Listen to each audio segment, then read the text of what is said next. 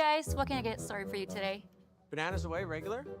And I'll have the rip berry, but can I get vanilla oat milk and I'll add spinach and ginger? And can I substitute the raspberries for strawberries? Also add the chia and hemp seed, and definitely have the power booster and the collagen booster. And can I get that blended twice? Wow. For Alicia, Custom Chaos? One of a kind. You're one of a kind. Booster juice, freshly made, your way.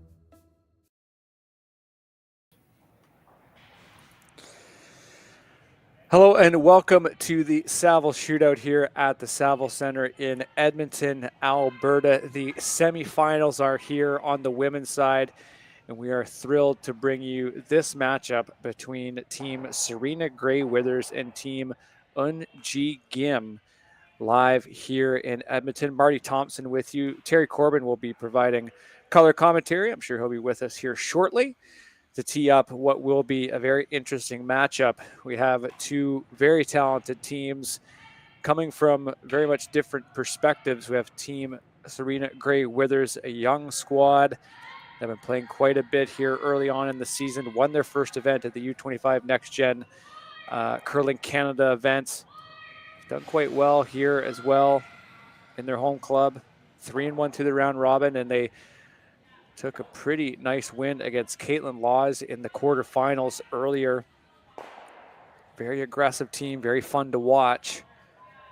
Meantime, we do have this Korean side in Uijeongbu that is one of the favorites going in, no doubt. Reigning Korean champions. They had to squeak out their quarterfinal as well. We'll get to all that here as the game progresses, but it does look like we are easing into this first end, so to speak, as seem to be sort of steering towards a blank.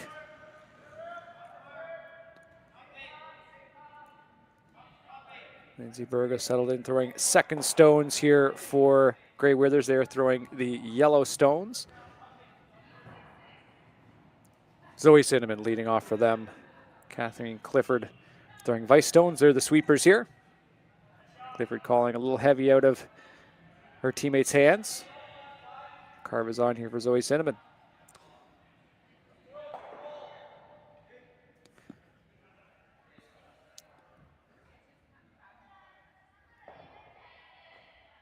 Skip Uijeongbu settling in here. Ian Sol is the lead. Suji Kim is their second here, as you see. And Minji Kim is throwing vice stones for this team. Always love to see a double slider sweeper setup. A little old school for sure.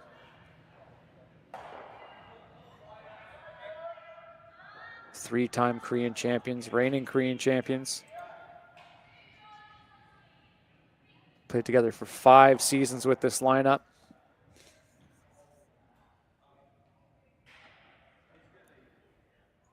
Just waiting for that sort of grand slam breakthrough for them. I know they've won one, but certainly been knocking at the door. Meantime, this young squad of Alberta, former University of Alberta players have been around the circuit as much as they're young curlers. They've been around for quite a while, competing at a high level. Waiting to make a similar breakthrough at the women's side.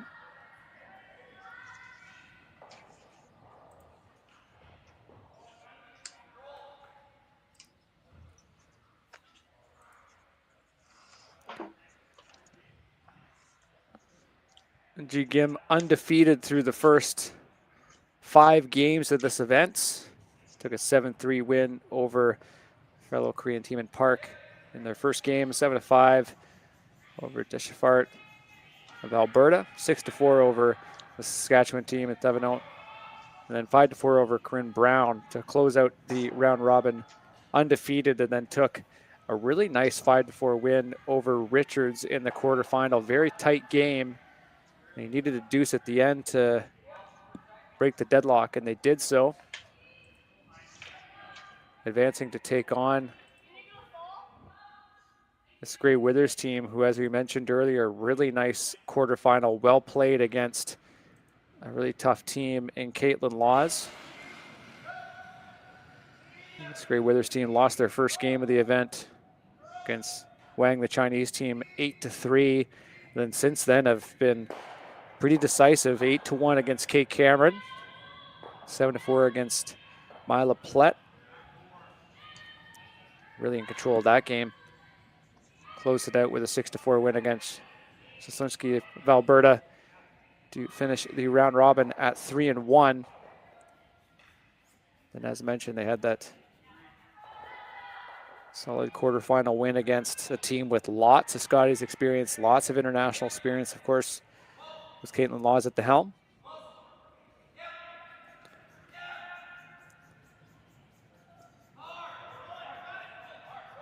Yeah, Marty, I had an opportunity to watch the Plett game. Terry Corbin just joined us. Terry, I know we watched that game a little bit together, and that's right. Yes, we did. Yeah,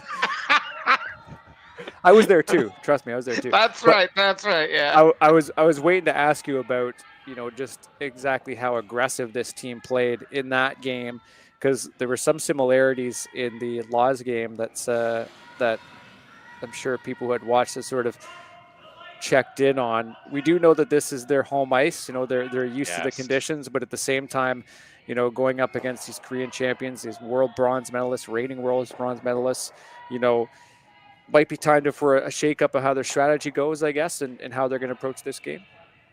Yeah, I kind of think so. I found in our semifinal game, in our quarterfinal game, Carrie Anderson and UB Park, they're not afraid to play aggressive. A lot of these Korean teams, and I would expect here, the GIM team to be very aggressive. I'd look at being aggressive because this is their home ice, or what am I trying to say? Grey Withers, that they play here, and so they do have an advantage. So I would be trying to make sure that I made shots as difficult as possible for them, and I think that's the way you do it, is by playing fairly aggressive, especially early on. Certainly worth a shot to also play a game that quite well, and this team is certainly not shying away from aggressive play against not only some players that are similar ilk with Mila Plett, but against Caitlin Laws going up the ladder. They do not shy away from that. Unji Gim does have the hammer in this game to start. They have the better record through the round robins, so they get that advantage off the hop. So we have Serena Grey Withers opting to, I guess, split the house maybe here, Terry, or hide a rock to try to sort of look for the force. Yeah, I mean, excuse me. They are sitting, I believe, one at the back. That is on. It looks like it. Yeah. I mean, certainly getting it T-line or better eliminates, kind of that double. But as you could also play it, fairly high and make it a steep double if they chose to take it on. First, the skip stones here in the first. The local Serena Grey Withers delivers.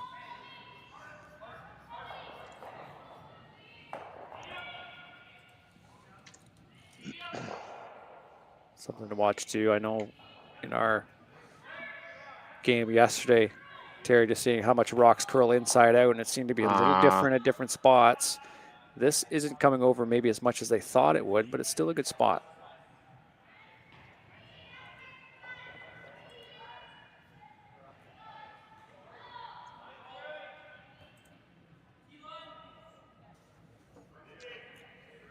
The GIM team just played this shot, so you would expect this to have a high percentage of make.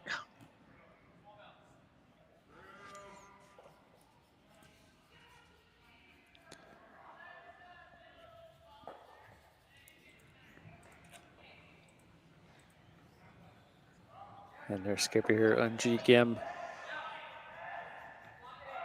bronze medalist last year in 2024.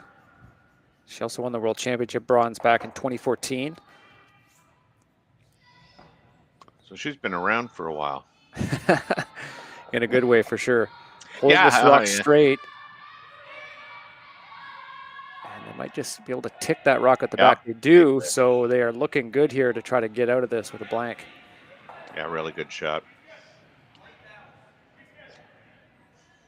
I honestly did think that Serena was going to the other side and not behind that one. So my apologies. That's all good.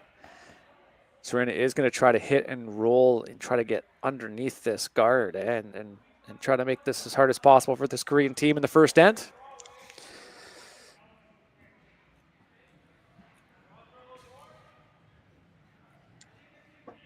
I said the last time we were here doing the Grey Withers team, I really like this Catherine Clifford, the vice for Serena Grey Withers. Certainly seems to throw a good rock. I haven't seen her miss much in terms of hits here in the last couple of games. Yeah. Been playing quite well. It's the out turn here from the skipper, her final stone in the first end.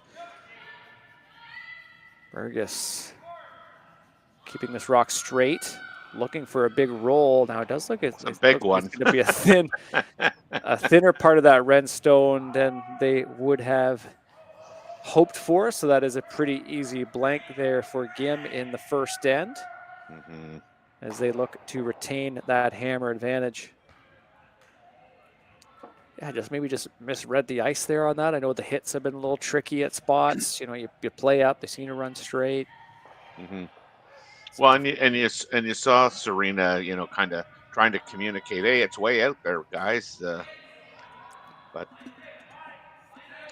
the late finish, I mean, I guess you don't want to kind of not sweep it and have it not roll.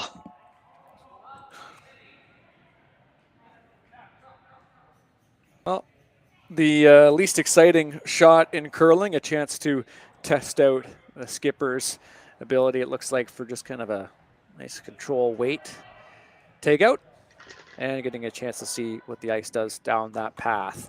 A blank in the first end. We will be right back with the second here at the Saville Center. Hey Ben, what's the Aztec Safety online e-learning website again? Yeah, that would be aztecsafety.com. Fire extinguisher and firefighting, we'll send that one to Paul. Ah, now here's a course I should probably take. Conflict resolution. Power line safety. Yeah, I thought it might help me with my line calls. Did you know this Aztec website has over 100 safety courses? Jeez.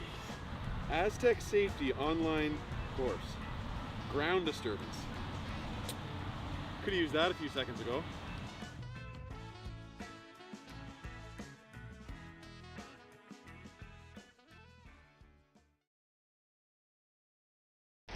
The 2025-2026 Grand Slam of Curling schedule is out, with big events happening all over Canada, like the Masters heading to London in September, the Tour Challenge from Nisku this October, the Canadian Open from Saskatoon in December, and the Players' Championship from Steinbeck coming in January.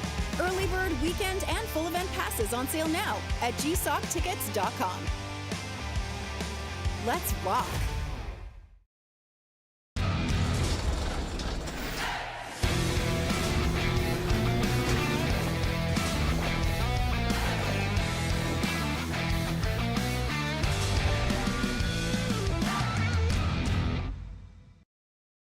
Live curling rocks. And this November, the best in the world are coming to Tahoe. Get your seats now at gsoctickets.com. But hurry, early bird pricing ends soon.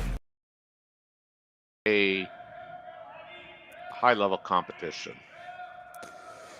Welcome back here to the Saville Center here. Marty Thompson with you. alongside Terry. We were just talking a little bit off camera, Terry Corbin, Yes. just about how this Korean team had actually won the right to represent their country at the Winter Olympics coming up here in February. And they won it this spring, actually, or this summer, just a few months ago. And you're just sort of saying how, you know, they have such a big lead in, and it's so much different than how this country does it in Canada, where, you know, our trials are coming up in December and it's turnaround a few months later. You're competing for the biggest prize in the game. Yeah. I'd like to see our team selected a little earlier and prepare all season, and, you know, kind of the Olympics being the climax. Certainly so many considerations in this game in this country, so many different factors, and, you know, it's up to the powers that be to manage them all. And, you know, I think go ahead. Yeah. No, I was just gonna say, I think the athletes would certainly agree with your take, but, you know, there's sometimes there's many considerations, including from the athletes themselves, that can sometimes influence that, right? Well, yeah, 100%. I mean, I think what I was going to say kind of off camera there is, like, for, you know, our Olympic trials, it is such a grind. It is so much pressure. The want to represent your country and having so many teams that are capable of representing your country. It's all wrapped up into, you know, kind of we'll call it a week of performance. But I mean, the preparation as well. I mean, you've got, you know, many teams preparing to be that Olympic representative. And so it's, you know, that starts, you know, well, it starts right after the Olympics ends, I guess, you know, the new cycle. But there's just so much preparation that goes into it. And I just think that if we had our representative named a little earlier, it would allow for, like, you know, really high intense specific training, more so than what we're doing now.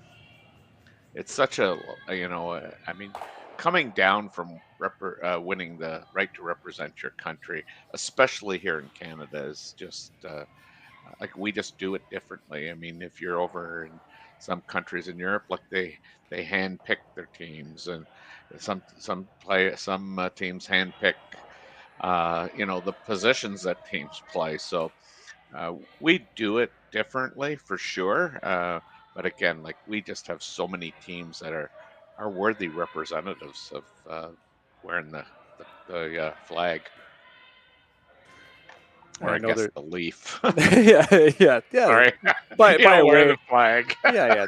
The flag is primarily the leaf. You know, that's the most important part of the flag. So, I will just say, just as a point, and this is to be maybe a little pragmatic, and I know there's lots of opinions that go about this, and they're all valid, but I think that, you know, what Jocelyn Peterman and Brent Gallant have to say at the end of this cycle about the preparations that they've had for mixed doubles, because they were crowned the Canadian doubles champions and the Olympics, I guess the trials winners, what have you, last January. It was over December and into January.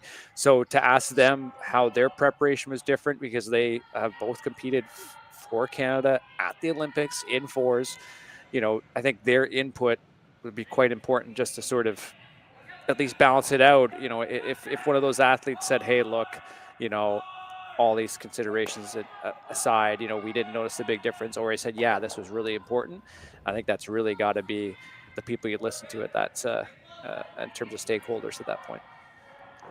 Yeah, and I mean, and Brent has the, I guess, the opportunity to represent not only in mixed doubles, but also with the men's team. Does he not? Or did he eliminate himself from?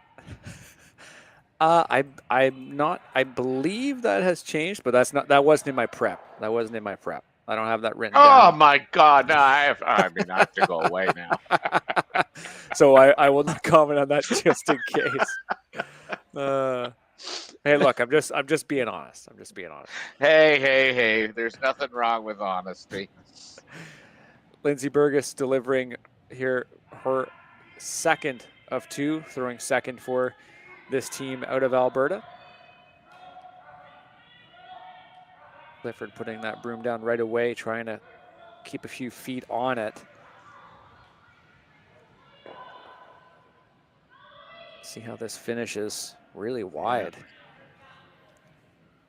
It's going to be short. I mean, there looks like there's a hole there. Yeah, really tempting port for this Korean side. I would think if, you know, they look like they're pretty even. So, I mean, you could go off of the guard if you didn't go through and get rid of those two things and maybe even slip right through the holes after making contact with 2 stones.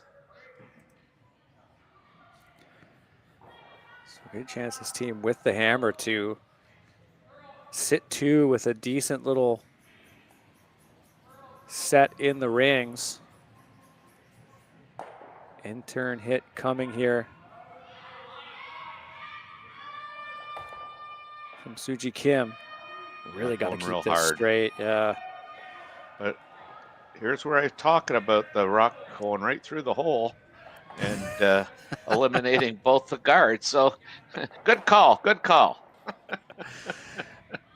I think you called that, Terry. That still is a pretty good miss. So we'll see the replay there. The guards were just set up in such a way you see the ricochet down. That's right. Perfect. And the roll that they got on top of that, you know. Oh, geez. Played quite well to tolerance. Catherine Clifford here. Throwing third stones.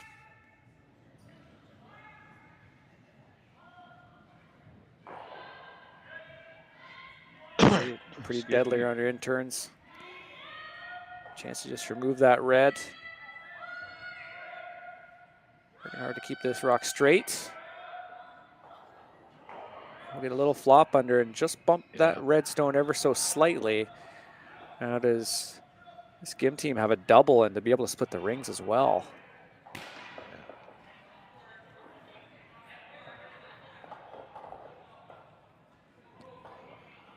This Korean side trying to steer this end towards a deuce.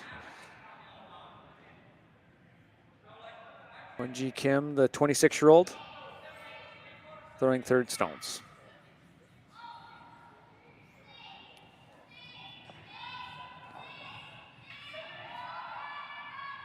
Hard to get a decent chunk of this yellow stone. They will move it, but not remove it. As Gray Withers now has a chance to really flip the script here and separate the rings herself. Mm-hmm. Kind of unfortunate there. There's an opportunity missed. Oh, I would have liked to have seen that replay.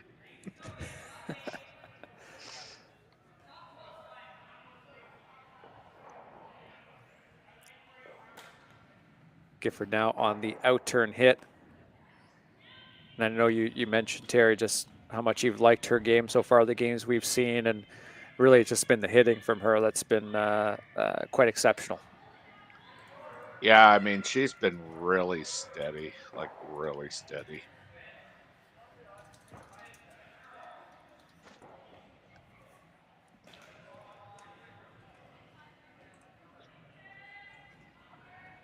I like the delivery. I mean, I like everything about it. Got a really nice extension as well. Yeah, everything just seems to, you know, be very smooth and everything stays connected. I've really been impressed with her throwing. This Korean team looking for the something deuce and get a blank. Yeah, but they're not going to quite get there. Yeah, even if you roll over towards the, you know, the yellow one, it would have been probably ideal.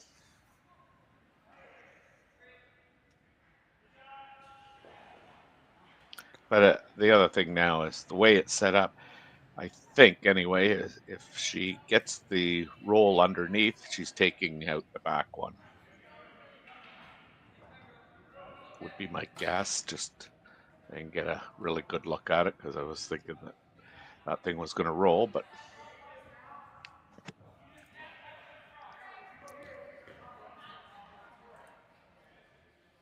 University of Alberta graduate Gray Withers steps in.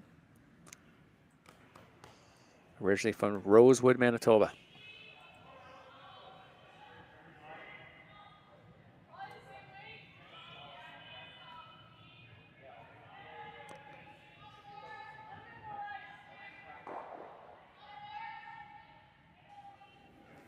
Yeah, if she had got the roll that she wanted underneath, I think she would have taken it.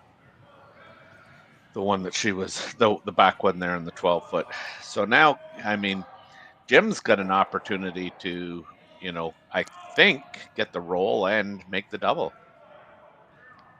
It may be hard to see because I know it's a little distorted on the camera.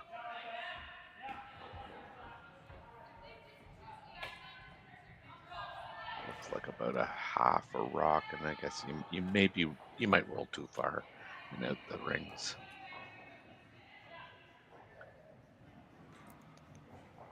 Big shot for the skipper in her first of two.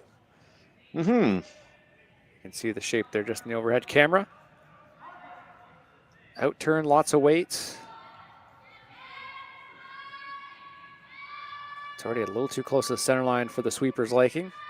Really pushing this rock out though. Really nice sweep. Can they get it? They will not, but all credit to the sweeping there. They really just kept pushing that rock out ever so slightly. Yeah, and as you see where that rock ended up, I mean, and how close she was to, making contact with the yellow rock, she probably could have stayed in the rings for sure.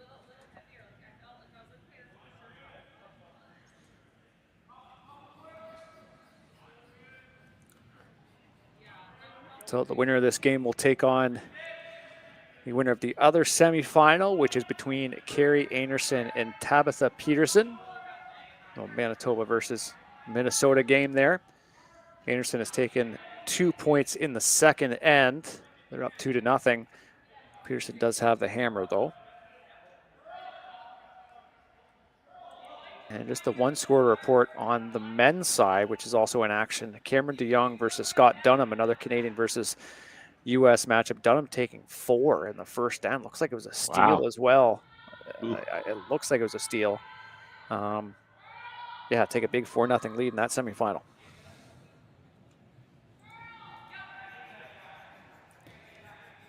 Really nice sweep here from Burgess to bring this rock over, and the skipper anticipates and is likely pleased with the result, though it does give Gim something. Yeah, probably have to throw this pretty hard to make the double and roll out.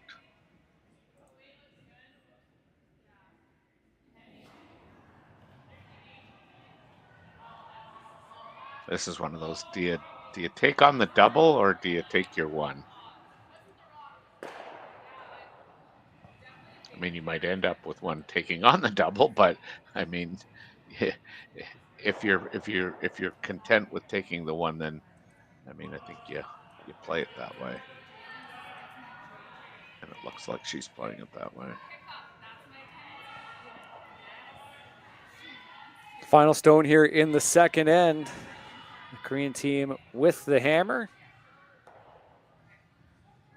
And they played safe. Yeah. Taking their one. Smart veteran call there.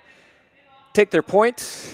We'll be back with the third end. Gray Withers with the hammer after this.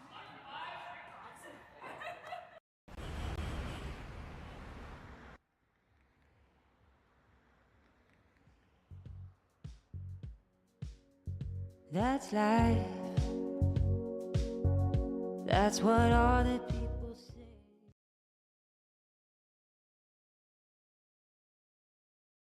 Hey guys, what can I get started for you today?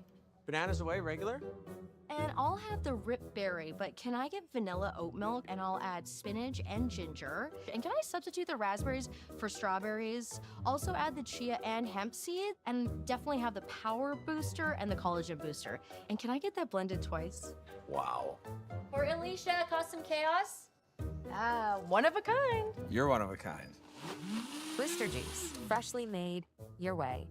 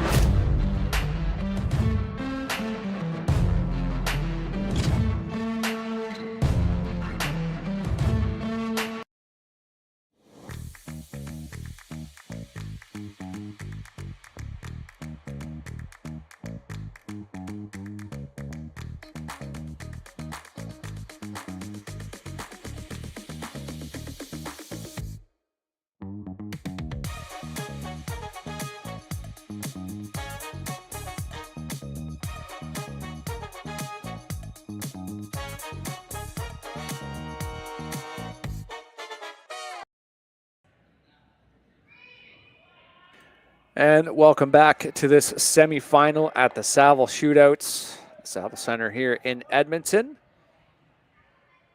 G Gim takes their single in the second, does relinquish the hammer to this Canadian team in Serena Gray Withers. Terry, we were just sort of talking, I think, in the first end just about this Gray Withers team playing on home ice and understanding the conditions and playing quite aggressively. This will be their first time with the hammer. Curious to see how they approach this one. Yeah, I think just by throwing that one short, Team Gim's trying to force the play into the middle.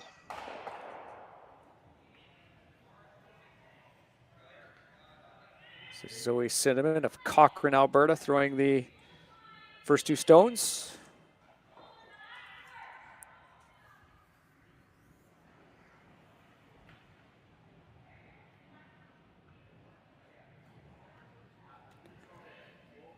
Waiting for this one to break on them, but it does look like it's maybe just a few feet heavier than anticipated.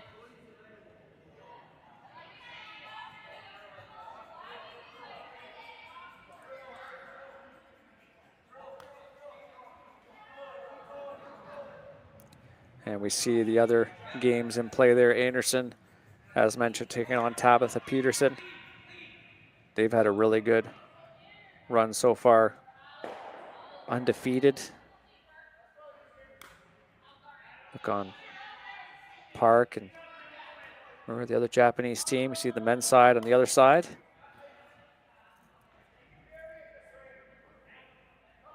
Of course, Shannon Burchard rejoining that squad. The Anderson rink, and Carly Burgess, who is cousin to Lindsay on this sheet. Mm-hmm. Yeah, I wonder if Shannon's playing this game or if she's out and the alternate's in.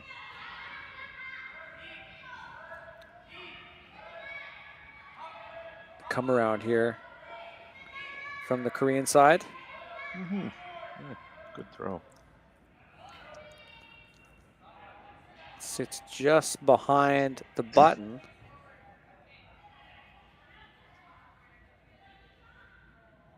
This maybe comes down to, we're just mentioning how aggressive Gray Withers can play. Mm-hmm. This is quite a peculiar setup through the first three stones of the end.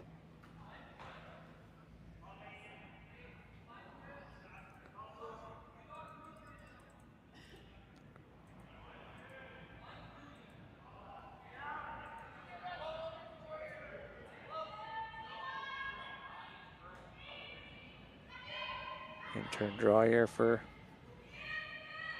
Zoe, University of Alberta curler.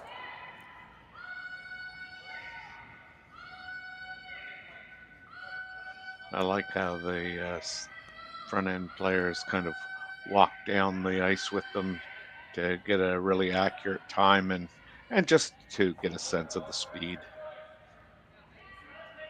And a great shot there from Cinnamon. Really good weight. And it looks like they Really might actually is. be 1 and 2. Mm-hmm. Hard to tell, but it's pretty close.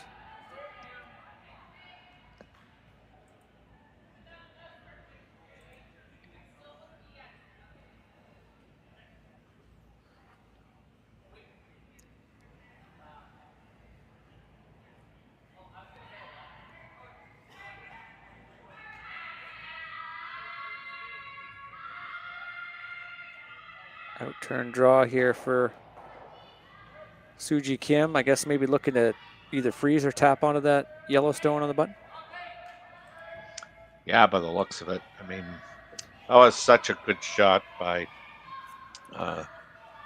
Zoe. I mean, this is pretty good too. Just smacks it right on the top of the button.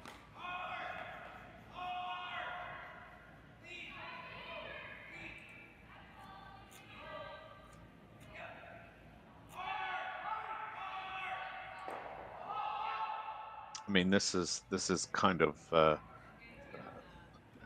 guess it's not a problem, but you've shrunk the scoring zone here really early in the end. So now you kind of gotta anticipate that you're going to be playing around that 4 foot for the most of the end. You know, if she just ticked, now she's going to tick her own. They got lucky with the jam at the back, but Burgess really encouraging her teammates on the sweep. Just wasn't enough to bring that one back. Mm-hmm. Now there is a bit of a yellow wall forming at the back here, it looks like. For sure.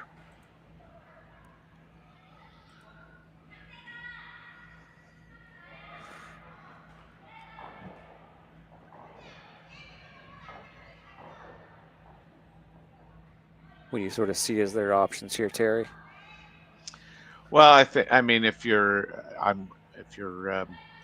Jim, because you don't have the hammer, I think there's no problem with coming in again. It's just you don't want to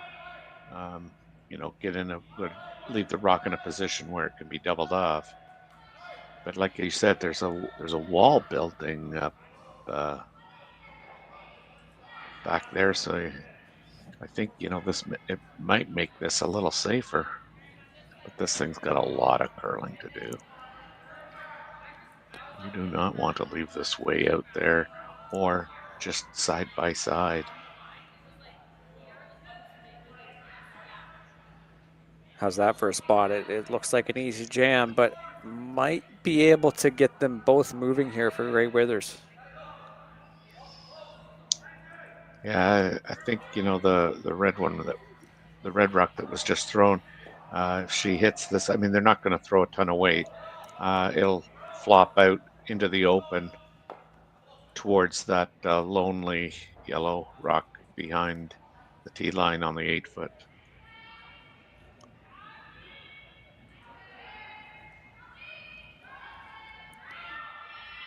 Running a bit wide there for the skipper.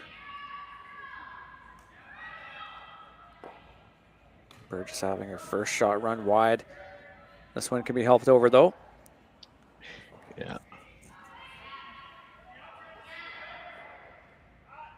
It's a really good sweep there from the skipper too. Pretty quick to hop on that rock Yeah. and across the tee line. I think maybe even they're joking about that, but that was so key to push that rock to the back because suddenly, I mean, sitting second, third, fourth, and fifth. Yes. It's a pretty good outcome regardless. Mm-hmm.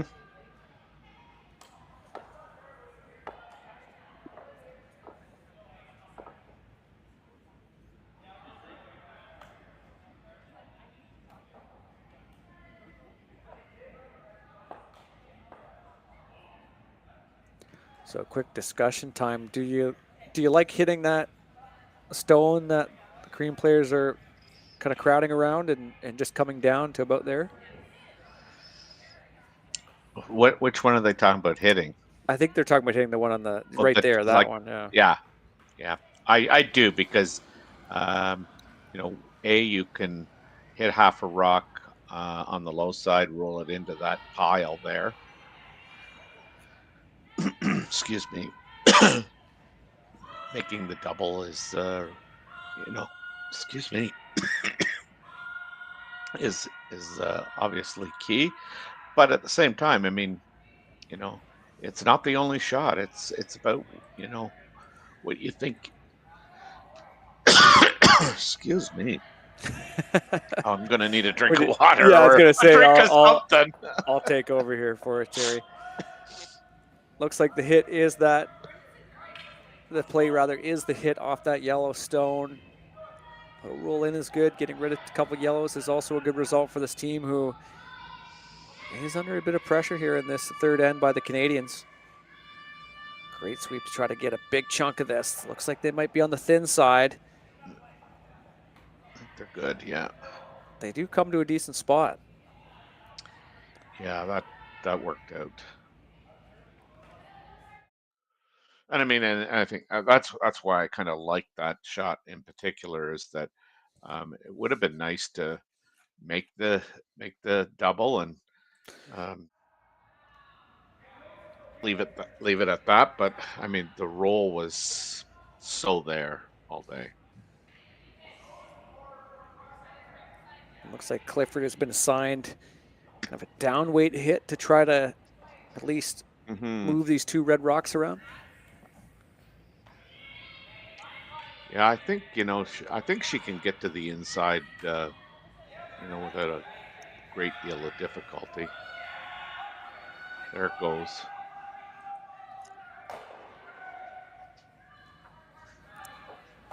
Chance to curl this one over.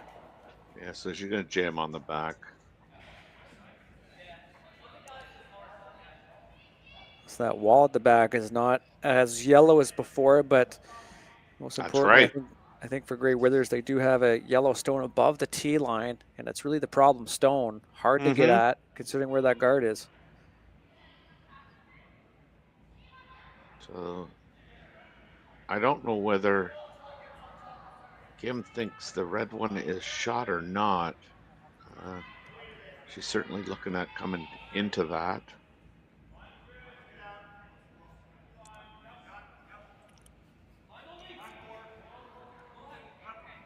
You're right. The problematic stone for her is that yellow one on the top four. Going to be easily promoted, even if she makes this.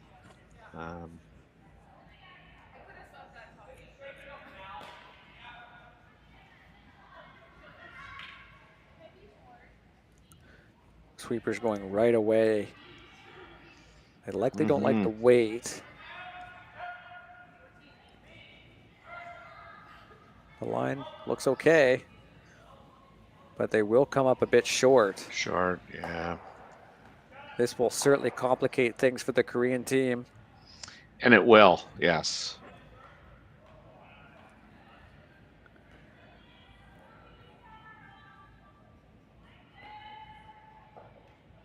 So Grey Withers initially had that thought to come down to the red, but tapping up the yellow was another option.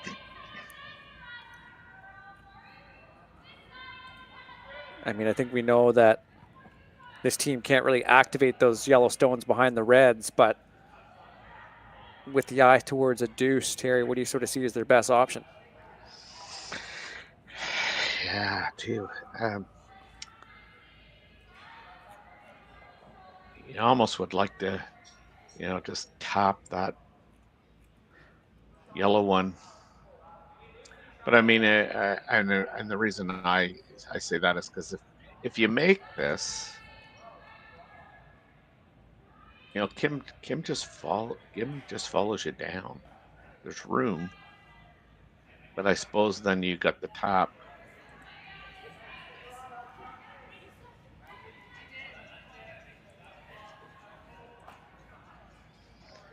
I don't know what I like the best. Kathleen Clifford here.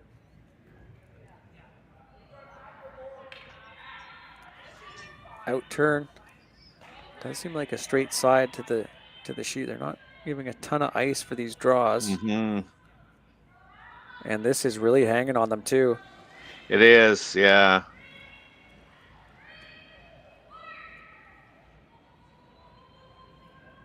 The sweepers are able to switch back. Yeah, the sweepers switch back. Now they are comfortably sitting 2. I think we can say that confidently based off of that overhead angle. What a mess. Yeah, the good thing about that is, I mean, even if Gim comes down to it, I mean, you know, the way they like that middle red one's going nowhere. But now if Gim comes down to it, you know, the yellow one's going nowhere. Because it'll be red, yellow, red. But and she can't really afford, I don't think, to come inside, because then Grey Withers just plays the top on their own and could potentially sit, I would think, 3, but 2 for sure.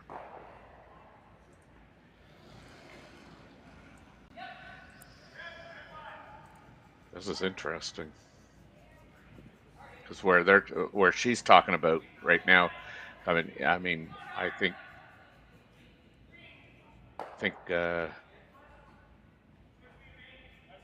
Grey Withers could come down, tap that, because like I say, that yellow's really not going very far, and maybe you can't move the red one far enough. This is probably a 2-shot strategy call anyway. We are up to skip stones here. Eun-Ji Gim, the leader of this Korean side. 3-time reigning Korean champions. Won the Korean National Curling Championship. Most recent time around to represent the nation at the Olympics. The outturn come around to the back. Again, another tricky line. It doesn't look like it's curling as much as we've seen in previous games. Look at this movement here. What a carve this is. Brings that right in. Excellent shot from this Korean team. It does look accessible, but a really, really tough spot.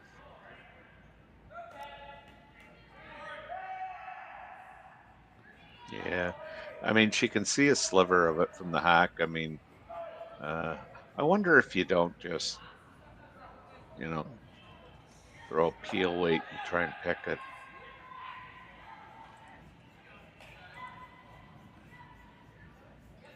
And I only say that given that she's got that one top 4, you know, above the tee line. So it looks like that is the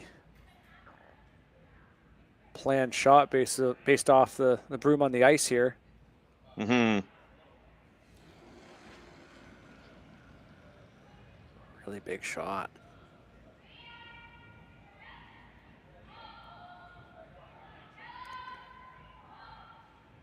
It will just appear to be slightly buried to her view too from the left hack.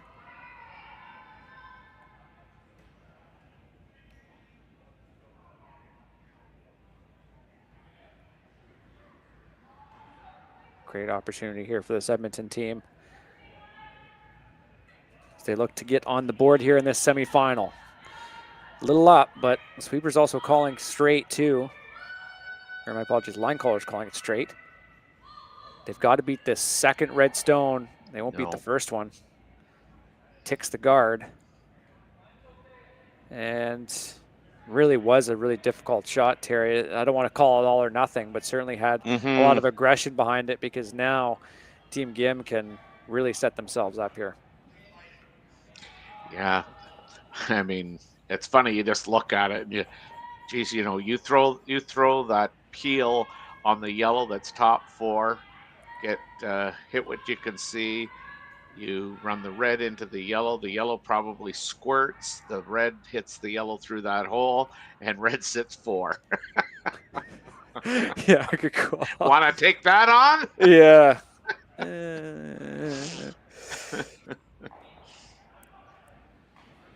How best to protect this stone? I guess they're sort of staggering those guards, force Grey Withers to almost tap up that yellow, maybe? Like, yeah. That would have to be awfully precise, as you can see it here. Like, well, you know what? The fact that, I was just saying it'd be interesting to run that yellow into the slash the yellow into the red. You know what? I mean, that won't be available seriously for Grey Withers because of the way they're set up. I mean, she'd have to just like tap the. Yeah, I mean, I'm probably right. throwing a guard here, like literally. I'm not messing around with what looks like a really good situation. I think this team is comfortable to take a chance on grabbing another single, this time stealing one. Taking it wide, looking to get to the outside of that red stone in the top 12. Going to add another piece of granite to this house.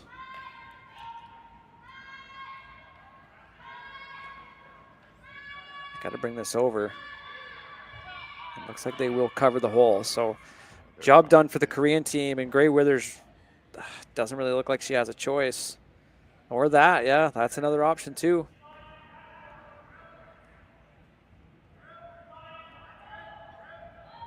Yeah, good on her for even seeing this. Yeah.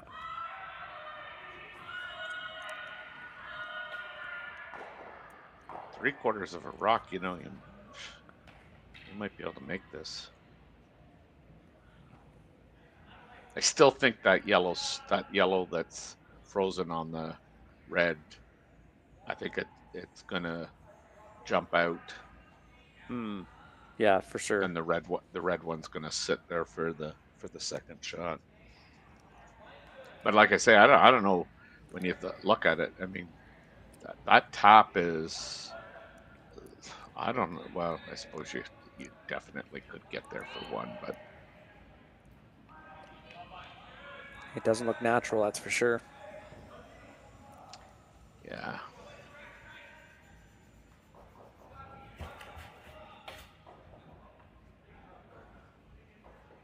So final stone here in this third end. Grey Withers not exactly how she had it drawn up, but there is a shot to get a couple points out of this end. Their first attempt with the hammer here in this semifinal. Letting it hug the center line as it comes down. It's got to curl up a little bit. I think they like the line. No. Narrowly missed that red stone, just biting the button. So it'll be a steal of 1 for Team Gim. They'll be up 2-0 as we head into the fourth end. We'll bring you that action right after these messages. Imagine being able to stream every curling game from every sheet from any event, be it your Wednesday league game, bonspiel, or corporate event. Curling Stadium offers an all-inclusive streaming solution featuring high-quality cameras, ease of use, great reliability, and minimal installation. Offering your sponsors customizable ad space on your streamed curling games and being able to sell video packages to your corporate events for increased revenue. With Curling Stadium, you can stream to any device, be it your mobile phone, tablet, or computer. Push the feed to your desired platform, be it Facebook, YouTube, or any other social media. Curling Stadium is simply the way forward. Where it's commonplace in other sports to televise every game, we want to do the same. Curling is a global sport, and it's time it gets the coverage it needs. Make your curling club the next Curling Stadium. The rock faces around Lake Tahoe are legendary. But this fall, new ones will emerge in the Tahoe Basin. Pullman, Moe, Gushu, and more. November 4th through 9th, The Grand Slam of Curling's first ever event in the U.S. is coming to Lake Tahoe, where the greatest rock stars on earth unite for 6 days of incredible curling, celebrity appearances, and après curl parties you won't want to miss. Get your tickets at theGrandSlamOfCurling.com. Let's rock!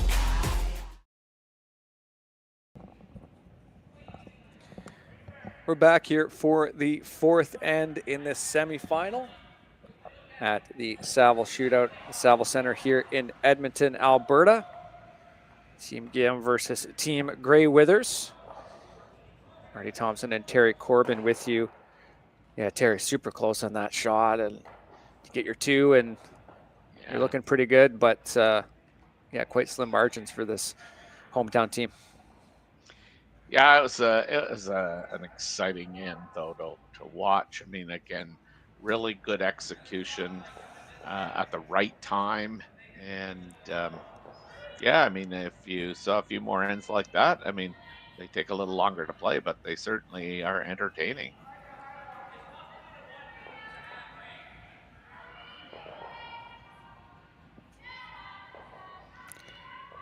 We'll take this time to make a quick, not quite a correction, but a quick clarification on earlier in the game. We were talking about the Canadian Olympic process, naming our Olympic athletes, and I just didn't want to commit, Terry. That was all. I just didn't have it in my notes, but we can confirm that, yes, mixed doubles athletes can also qualify for the four-person.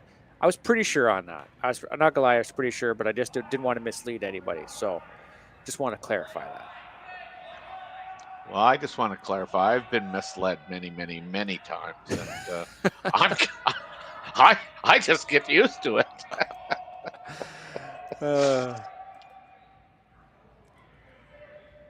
I get used to it too, but you know, you hate to do it to somebody else. So Redstone at the back of the house here for the team without Hammer and Gim, and one corner from this Edmonton side, but looks like they're going to try to come around the middle here with Zoe Cinnamon second. Yeah.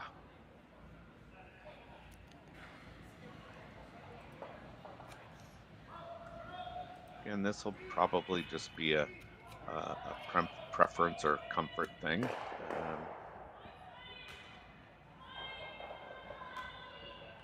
You know, a lot of times when coaching junior and they throw a corner guard and then they go around like the middle one, and you go like, so why did you throw the corner guard? Did it look like there was a lonely spot on the ice? But yeah, no, I mean, I think in that case, or this case here, it made sense.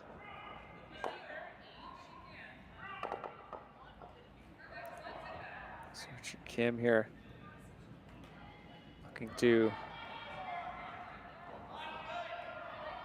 chase that rock down. Yep. And again, I mean, I don't think this team has any fear of playing in and around the forefoot.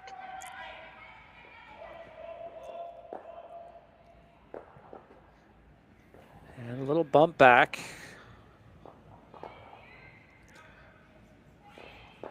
I think we can say from the games we've watched earlier, even with Caitlin Laws too, Terry, that they've really given the skip here, Serena, lots to think about, lots of really nice shot making, especially through the leads and second stones that have certainly given this Canadian skip pause and how to execute her game plan.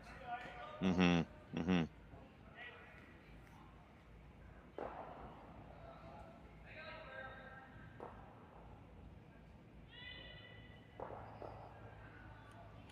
I mean, I think this is important, you know, for Lindsay. I mean, they don't want to bump this. They would just like to freeze to it. But it looks like it's got more than enough weight to freeze. In fact, they're going to miss the whole entire rock.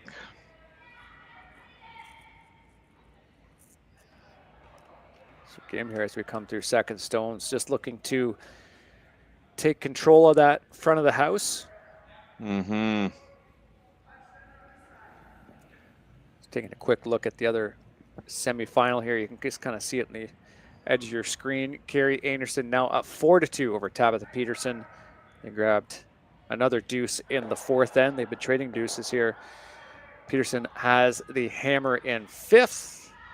Meanwhile, on the med side, Cameron DeYoung, we mentioned giving up that 4 spot in the first, did rebound for a deuce in the second, but did give up another single in the third, so they're down 5-2. They do have the hammer in the fourth. And in the other semifinal, Jonathan Tao and Matthew Blandford of Edmonton and Vancouver, respectively. That game is tied 2-2. Tao with the hammer in the fourth. Yeah, so I think here Team Grey Withers is being very offensive-minded. They're going to try and slash that red across, and they've got a catcher there with the yellow on the red, so they could potentially sit 2 after this. This has got some heat on it, which obviously it needed to. This is really close to being made. Yep. Makes lots of granite roll here. And I think most importantly, just kind of kicks that red stone out so it's just a little out to the elements. Kim likely looking to protect this, just trying to put something in the front that kind of gives it that Christmas tree effect. Yeah. These are all behind the tee line as well, which we saw a very similar situation in the previous end. Grey Withers just unable to really activate those stones at the back. Some shot making from Gim made that not a possibility. However, this might be the kind of mistake that this Canadian team needs as they go deep on their draw. That is melded to the one at the back 8, though.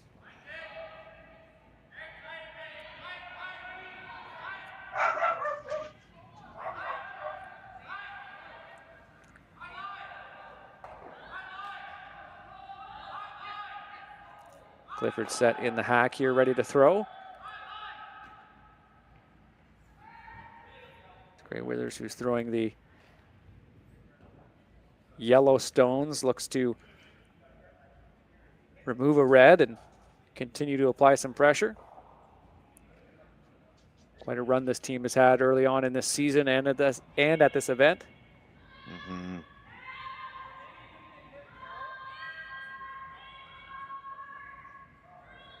It's like another chance to put some pressure on here.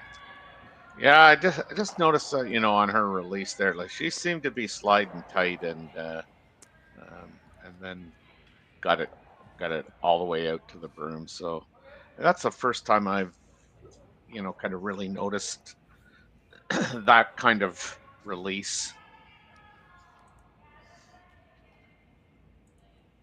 I don't know if that was just, you know, she slid wide, or I'm sorry, she slid narrow and got it out, or whether my eyes have been closed most of the weekend.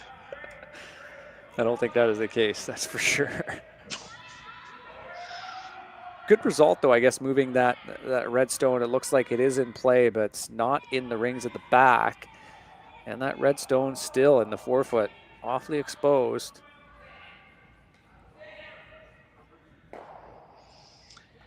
Yeah.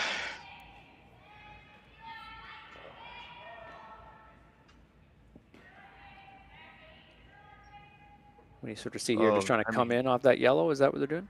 Well, I mean, I was just gonna say, you know, with that broom, are they playing the straight draw, or are they playing the, you know, chap off the yellow?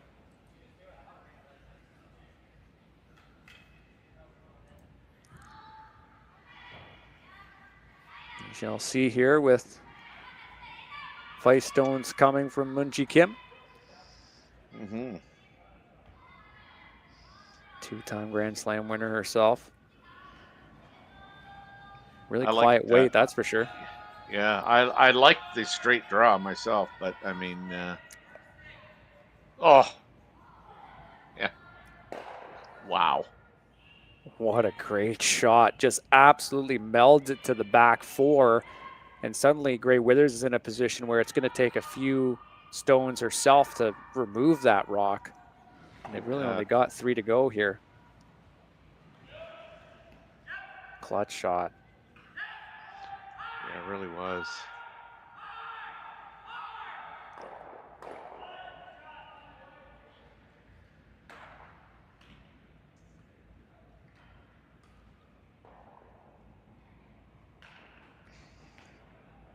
So this is another in turn, so I'm gonna have a real good look. That certainly was nowhere near what the previous slide was, so.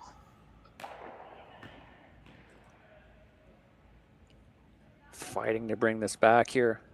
Berg is such a powerful sweeper. Little chap off the yellow wouldn't be the end of the world, but it is a big chap off. It will roll to be shot and somewhat protected by that guard. But we've seen how much the rocks curl here, Terry. I'm curious, yeah, if they don't just try to come right back in. Really put some pressure on, even though they don't have the hammer. Could get a really good shape, even if they just freeze on it, right? Well, and I mean, again, shrink that scoring zone. I mean, if you get even just on top of it, you know, it's going to be difficult for Team Gray Withers to you know, score 2.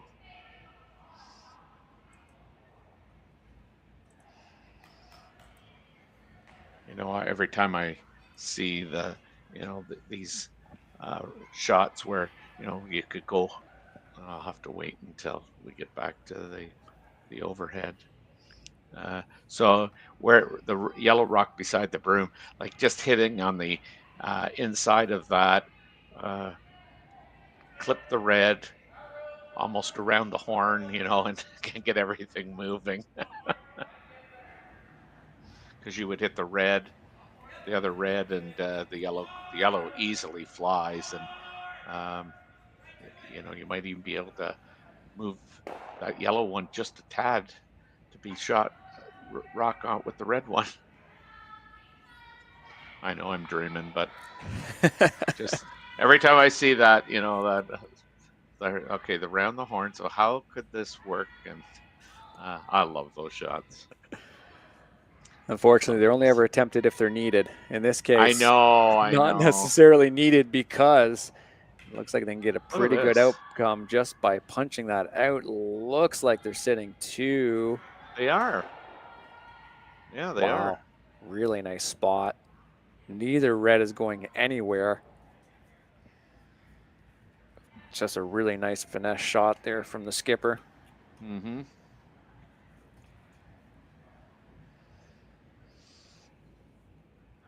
So what do you sort of see here for Gray Withers in her vice and Clifford? The Holy Bible and a meeting at the back of the house.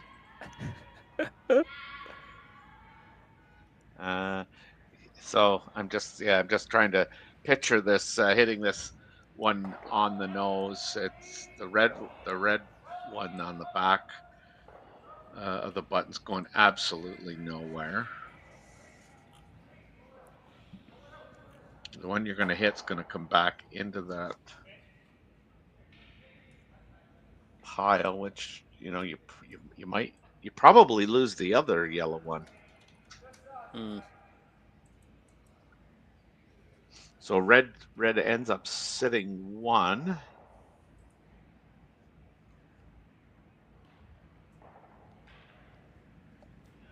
Yeah.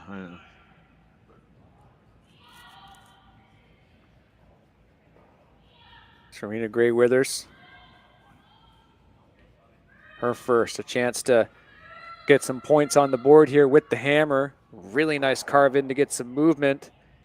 They do have that yellow stone. Yeah, rolling towards. It is certainly shot.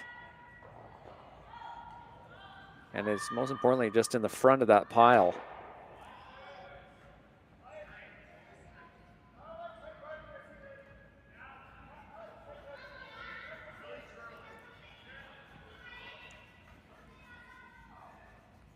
Yeah, it's a good angle there.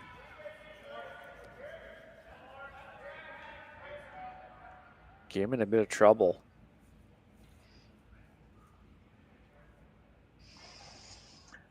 Well, I mean, again, I think you just remember, you know, what was the goal at the start of the end? Would you be happy giving up one, or not happy, but would you accept giving up one without the hammer?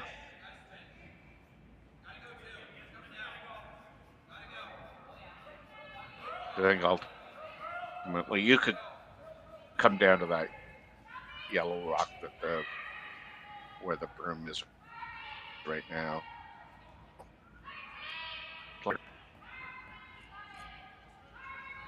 I don't think you ever want to bump that yellow one that's shot rock. I don't think you want to move that anywhere. So, you know, putting that aside, I mean, how do you get or kind of protect against giving up two? So it looks like they're going to come down on the out-turn side. I think playing this.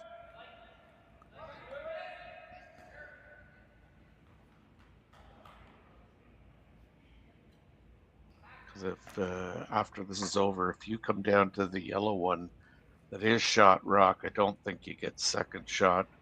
It'll be outside the 4 foot just.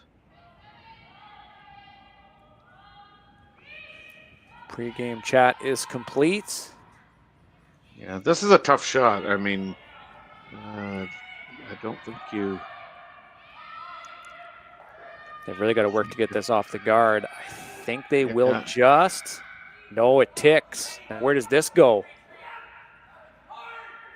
Wow, it pushes Gray Withers certainly into first and second shot territory. Uh-oh. That was a difficult miss. Yeah. Really good sweeping to get that off, but just got such a thin spot that you gave them 2 points. Now the question is, though, Terry, like that draw has to be pretty good to get 3 to get in there.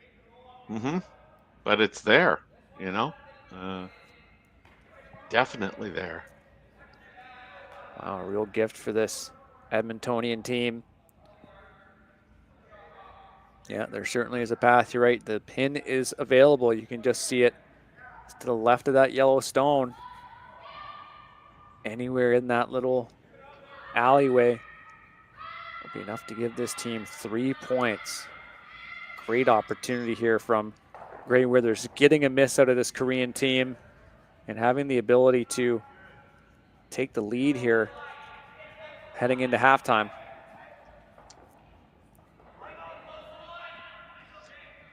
Yeah, you know, as difficult as this shot is, I mean, not that you don't not want to make other shots, but you really want to make this one.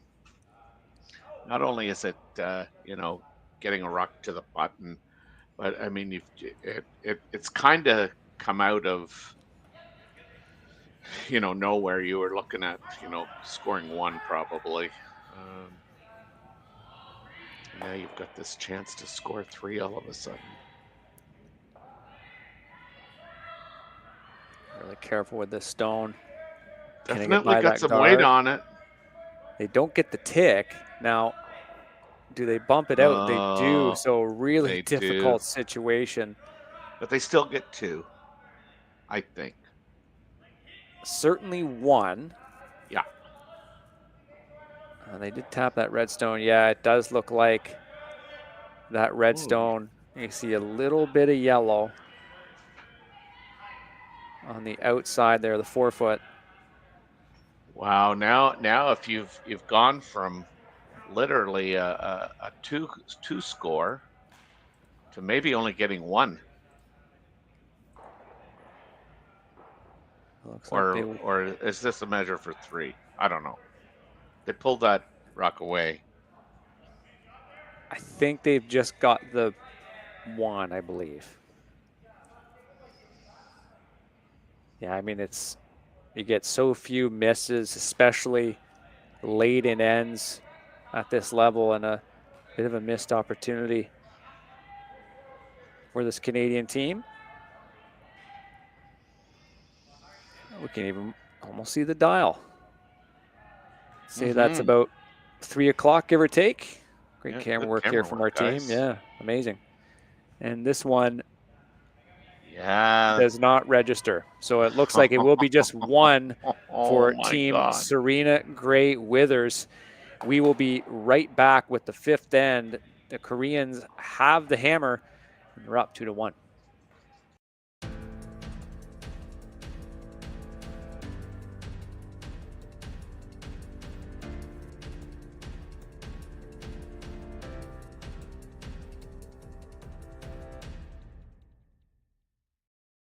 For over 20 years, the Sandra Schmirler Foundation has granted more than $9 million to hospitals across Canada for life-saving equipment for premature and critically ill babies. In the past 4 years alone, $4 million has been granted thanks to the curling community's incredible generosity. The need continues year-round, and with your help, we can ensure every baby has the chance to grow up and become a champion, just like Sandra.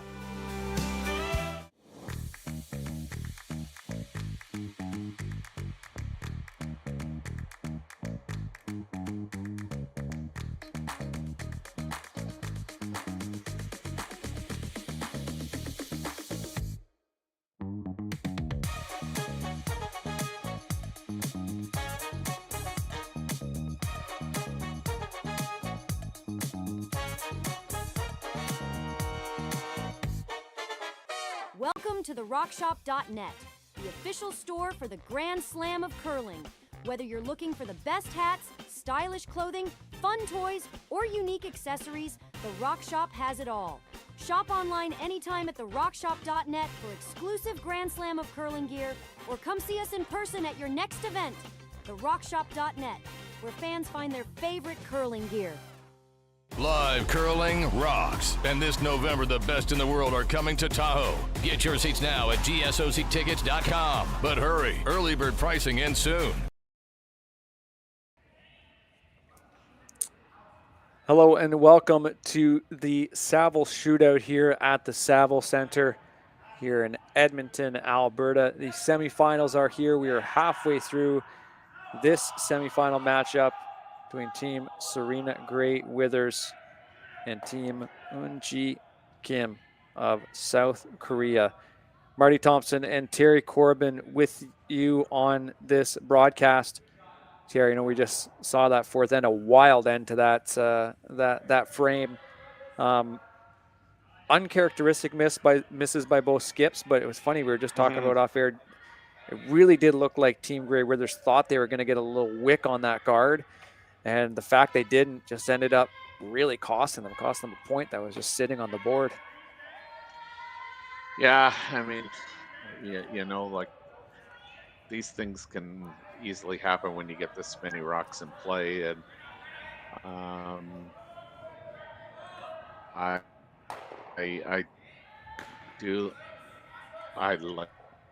like I say, I love the fact that the teams are willing to, you know, go all out, open for, and one gave a gift and the other said, yeah, I'm not interested. A really nice hit there by Zoe Cinnamon. Sorry, go ahead. No, I just said, so she only gets the one when she had two without throwing. Taking a quick look at some of the other semifinals. Carrie Anderson and Tabitha Pearson continue to throw deuces each other's way. You just see the game there off to the right of your screen. So Carrie Anderson gave up two to Tabitha Peterson. They're now tied 4-4. Meantime, on the other side, the other half of the sheet, we do have our two men's semifinals. We're just mentioning off camera, Cameron DeYoung giving up that 4 spot, really difficult situation, but he's clawing back 2 deuces in the second and fourth, meaning that's now 5-4. Although Scott Dunham, who does have the lead, does also have the hammer. Meantime, you can also sort of see that Jonathan Tao team, there they are. They're in competition with the Matthew Blanford side. They're up 4-2. Blanford does have the hammer, though, in the fifth. Back to our feature game here. Gim with the hammer and with the rock, pretty neatly guarded behind that low guard. Gray Withers side attempting to attack it. Looks like they might need to carve this over a little bit. Not a ton of weight on this as well. And it will land short and not nearly far enough. Gim looking to just hit and roll underneath, I guess, eh?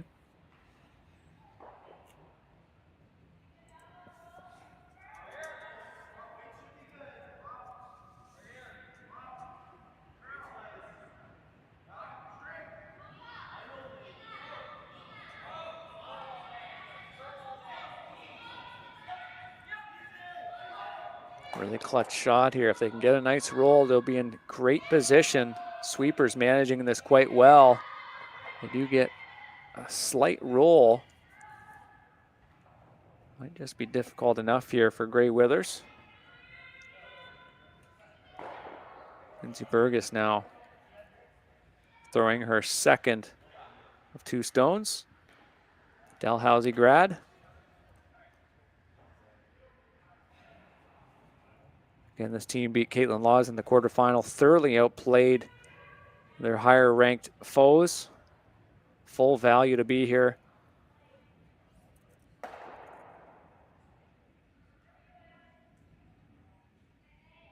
their full value to win the U25 Next Gen Classic Curling Canada put on. There's Lindsay Burgess. World champion junior curler as well in 2018.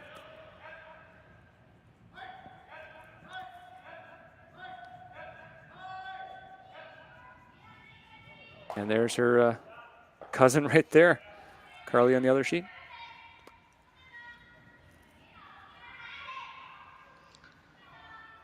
Sorry about that. Big sweep from this Korean team to bring this over.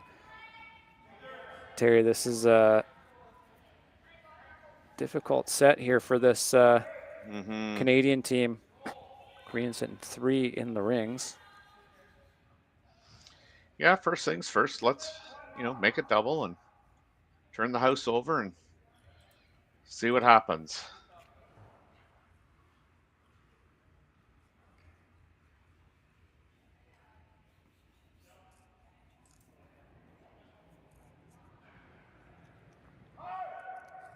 Green Clifford. Some big weight. We've seen her make this shot time and time again, just outside of the center line, letting it creep across. They just almost get the double. Agonizingly close with that weight. Any brush Really by is. would have been enough.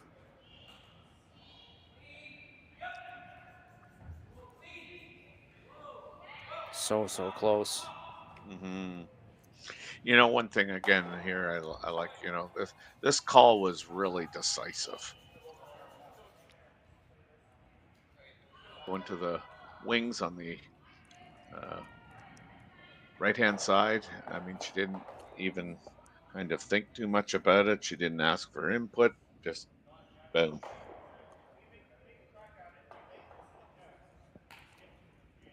Yeah, you just see this Yellowstone now. Also protecting this one in the top 4. Put this in a good place. Could be in trouble. Make sure you're in the rings, yeah. Yeah, it does look a little light. This Korean team looks like they fail to capitalize again. You've got to be third shot, but they will not be. They come up quite short. Well, I don't think Serena Gray Withers thought that was going to happen, but she's pretty quick to call for the run back. I mean, it's pretty short. Mm-hmm. It's a real lifeline in this end. Could be sitting too. Sitting one, rather. Sitting as well.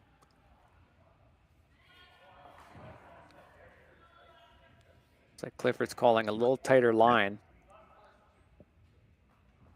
Might be something to you pointed out there just with that tighter slide she had.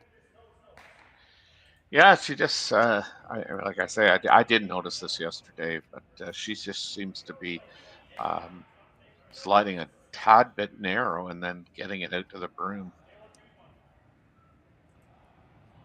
Now that one she didn't. That looked like a really good release. She wants it to curl. She's got it. Looks quite good. And it does actually and, roll over. How far does yeah. it go? Not quite enough, but I like that because you're grouping rocks now, you know, and she's trying to get out of this without giving up an easy deuce. And it looked at one point where, you know, 3 was in play. So I think she really likes what's happened here in the last 2 shots. The story of the game is there's been some pretty high profile misses from both teams, but of course this is early in the season, September 7th. Right.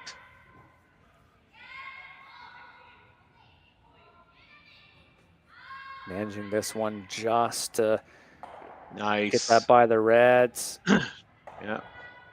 Now by trying to, you know, create some separation, now she's left Gray Withers with an opportunity to hit and roll in behind that. So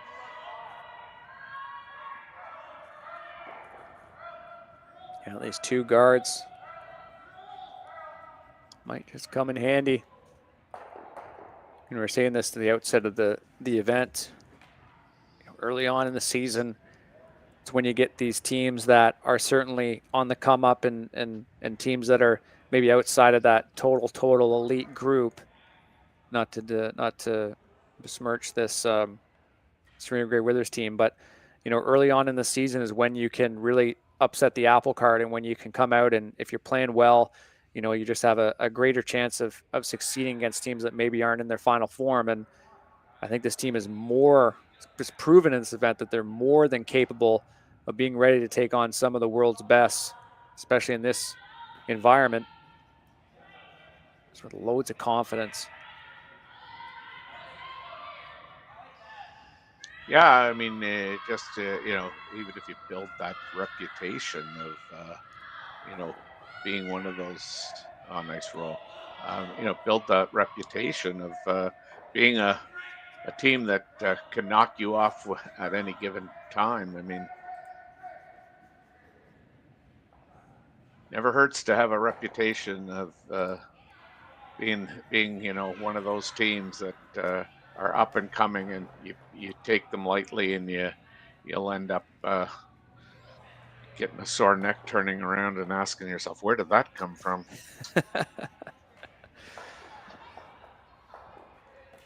So this Korean side looks like they're going to try to clear out this guard. Well, I guess it's maybe biting, but guarding that shot stone and having their shooter roll to be second or third. Yeah. Certainly have eyes for a big end still.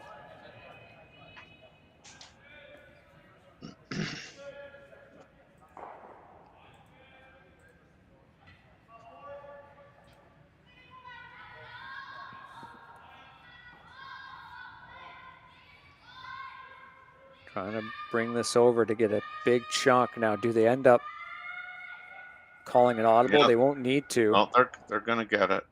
They're going to get exactly what they called. Oh, well, maybe it will roll too far. It gears back ever so slightly, and awkward over there too for Gray Withers. Wasn't like they gave him an easy double. But I guess she just knows this and give this Korean team a real run to get their deuce if they want it. Dead nose should probably put the Korean team in a forced position, it looks like.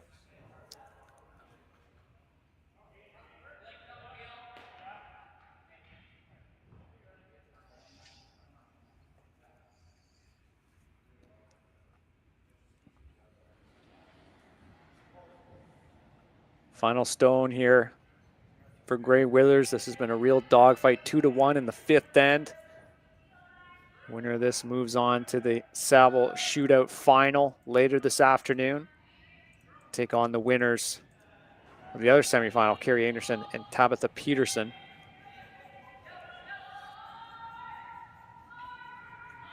Been low scoring, but certainly lots of action. And they get that little roll in. So Gim looks like just going to hit, stick, take their one. Not the first time they've been in this position this game where they've just sort of been a little pragmatic, Terry, and just taking their point. Yeah. Yeah, I think you have to. I mean, again, to make that double, you'd have to throw it pretty hard, and it's not worth the risk here. I mean, I'd rather be up 3-1 than tied 2-2.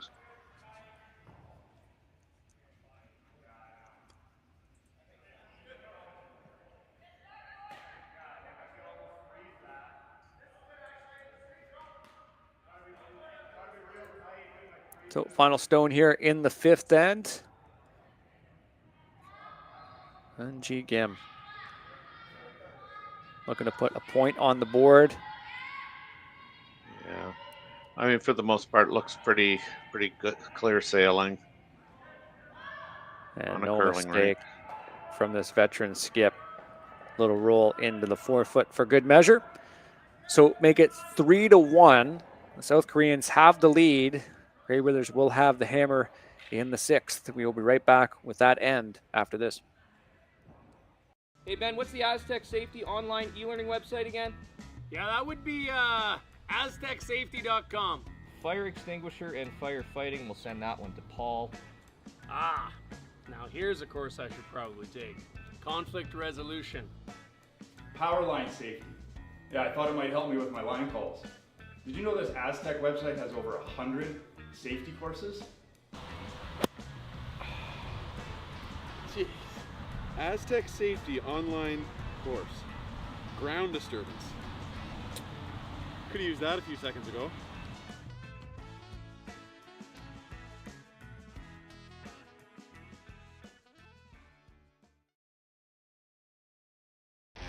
The 2025-2026 Grand Slam of Curling schedule is out, with big events happening all over Canada, like the Masters heading to London in September, the Tour Challenge from Nisku this October, the Canadian Open from Saskatoon in December, and the Players' Championship from Steinbeck coming in January. Early bird weekend and full event passes on sale now at gsoctickets.com. Let's rock!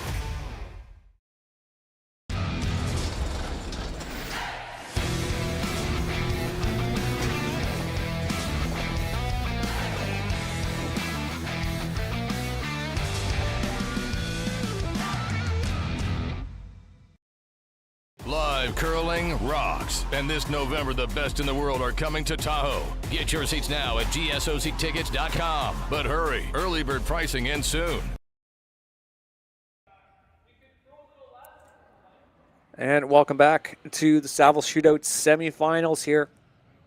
Team Serena Grey Withers taking on Team G. Gim. Grey Withers down by 2, but they do have the hammer in the even ends here. You see Gim just a little heavy with their first stone. Likely didn't mean for that to be in the rings, but neither did Zoe Cinnamon and this team out of Edmonton. They also fall a little deep, so a chance for Gim's lead here, Unsol rather, to hit and roll here. 2 mistakes from the leads early on.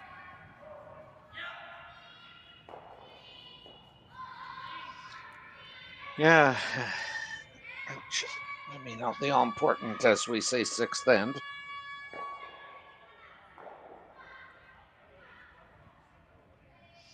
They do get bunched up. Go ahead. No, I was going to say the Red Rocks do get bunched up at the front of the house. You go ahead. Yeah, I was just going to say, you know, I mean, Team Gim has really seemed to, for the most part, look like they've had the more favorable uh, positions in the house. Sometimes that's the result of making a really good shot, but it does feel, like Gim has controlled a little bit more of the game, and is definitely, uh, full marks for having a 3-1 lead. I mean, I quickly am reminded about, you know, Team Grey Withers having that 2 in the bag and throwing the last shot and only got 1. But Right. it really does feel like, Gim is leading this game. Yeah, shot making has certainly been there from the Korean side. Quick scoreboard update from elsewhere here at the Saville Shootout. All the semifinals taking place right now here in the ice shed. We have Carrie Anderson taking a 5-4 lead. They got a single in the 6th, trading 2-pointers since the second end there. They're taking on Tabitha Peterson. Yeah, I hope she tells Tabitha, look, I only took 1 this end. Like, you can only take 1. I think that would put them in a position to have the hammer at the in the last end. So that's a good idea. It's a good idea. Yeah. And be tied, of course. And we do want to update you on the men's semifinals. We just mentioned Cameron DeYoung really battling back now, tied the game 5-5 after giving up 4 in the first end. This is a really nice shot there, removing some red stones here from Grey Withers. That would be Burgess with the throw. Yeah, that game is now tied 5-5. They're taking on Scott Dunham of Philadelphia. And in the other semifinal, Matthew Blanford, I think he's almost taking control here. 5-4, took a 3 spot in the 5th end, but Johnson Tao does have the hammer in the 6th. As we mentioned, the all-important 6th end. Switching back to this game, Grey Withers certainly wants to generate something in this 6th to retain that hammer advantage.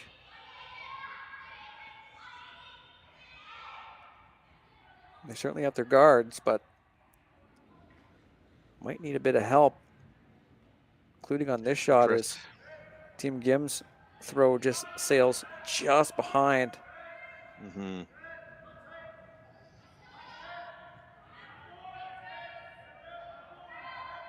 This time, Serena is choosing to not follow down and shrink the scoring area. She's asked Lindsay to remove one of those rocks out front, which is her own, and run it into the pile, which she did. Does Love this to see stick this around? stay on, yeah. And it does. Like the call. Yeah, just a couple ways you could have made it, right? Even if you went and just removed it, that's okay too. But getting this yellow rock here changes the focus. As you can see, the Korean team is forced to take it on. Yeah.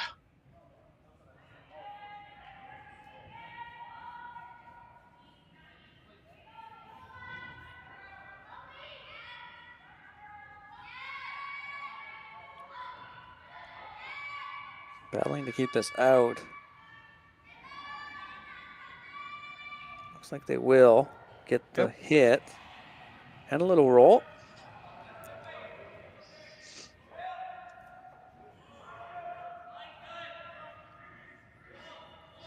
You don't see a world where they would try to hit and roll that redstone on the outside to get behind cover. I guess this is really the focus, though, is to get into the middle. You do see that, okay. Oh, yeah.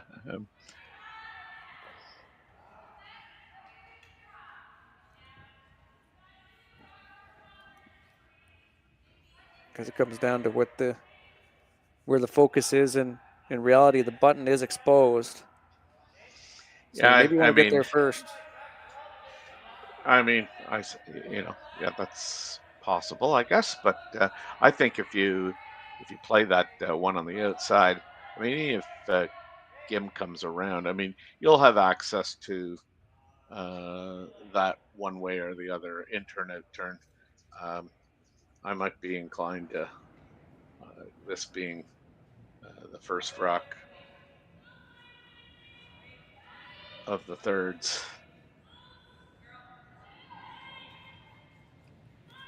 Swinging in towards the button here. Catherine Clifford.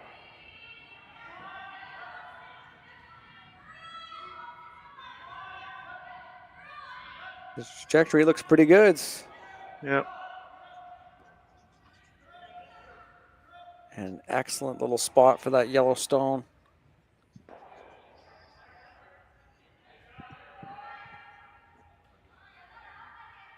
I think you're just making it difficult to, generate a deuce potentially here. But all it takes is, one miss, so.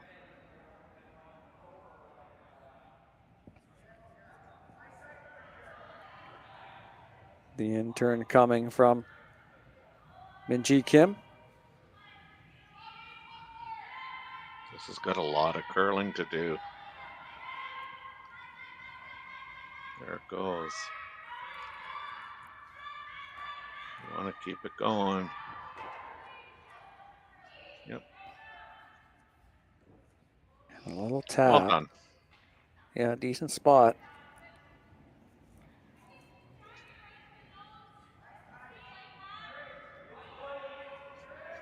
What is Gray Withers' path to scoring multiple in this end here, Terry? It's really got to come by playing off this redstone first, I think. Mm-hmm. Well, I mean, the good news is you can run it back into that. The yellow runs into the red on the back four there, or full eight. I can't tell which it is, but I don't know that I like the weight call, but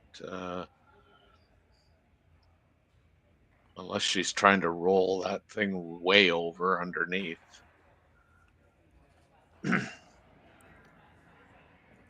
Second shot coming here from Clifford.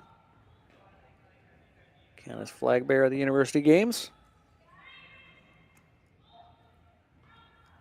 Closing ceremonies, I believe. Mm-hmm. Yeah, you mentioned that. Carve coming here from Burgess. Now this contact, pretty crucial. Mm-hmm. Yellow has changed the shape, but gosh, it's hard not to see Gim with an advantage in this, no? Well, yeah, because I think the red still goes back onto the yellow.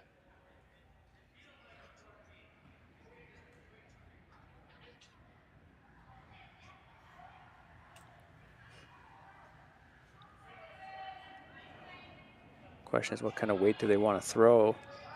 Mm-hmm.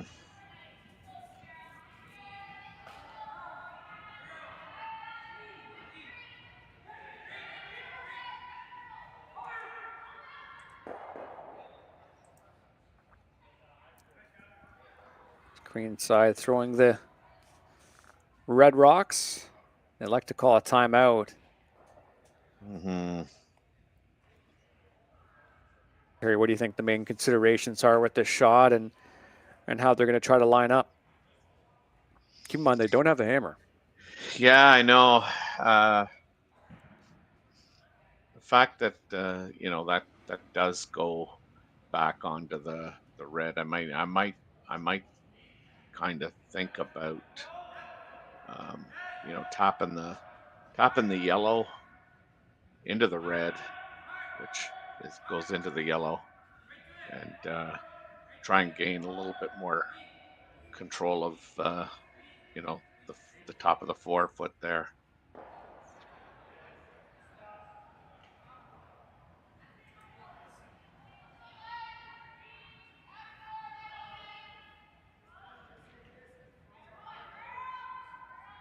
Kim pleading her case to, I think, hit that yellow with some speed.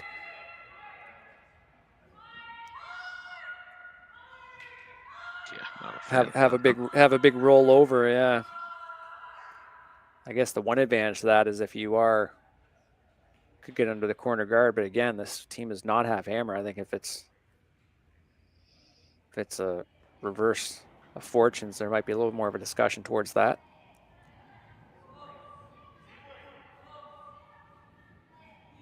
But based off the broom placement we just saw there, looks like the skipper is going to be protecting what they have here and throwing up a guard.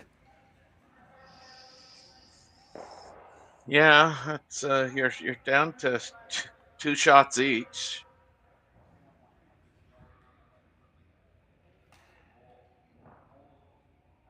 So with the guard in place, came on the guard on the other side, a little high. Grey Withers may have to come around on the outturn side at something. We'll have to take a look, see where this rock ends up. First of the 4 skip stones here from Gim. Yeah, the good news is I mean, I think that the red goes back onto the yellow. I think the tough part about playing that guard is, you know, just keeping it in a position where it's of value to you.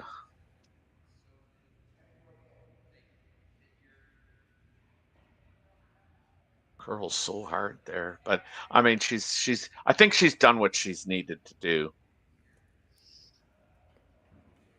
So now the team that does not have hammer, or that does have hammer rather, is looking at hitting that yellow and rolling out towards the wings.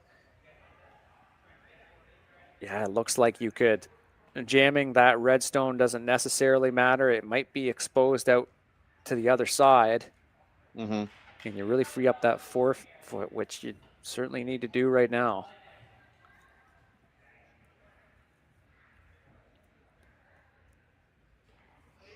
Yeah, I honestly, you know, kind of wondered, again, the distortion makes it seem like it's more than plausible when you have the other shot. You know, yeah, I was thinking, you know, like, you could come at that, Grey Withers could come at this with the outturn and tap that red one probably through to the back 8. Right. Which wouldn't be obviously a bad scenario. That big set there. Waiting for it to come back. They seem to like the line pretty thin, but they do smudge it out. What an excellent shot there from Grey Withers. Those 2 yellow stones underneath buried. They got that red pretty clean, Terry. Yeah, I don't want to say this, but I don't think that was I don't think that's what they had in mind.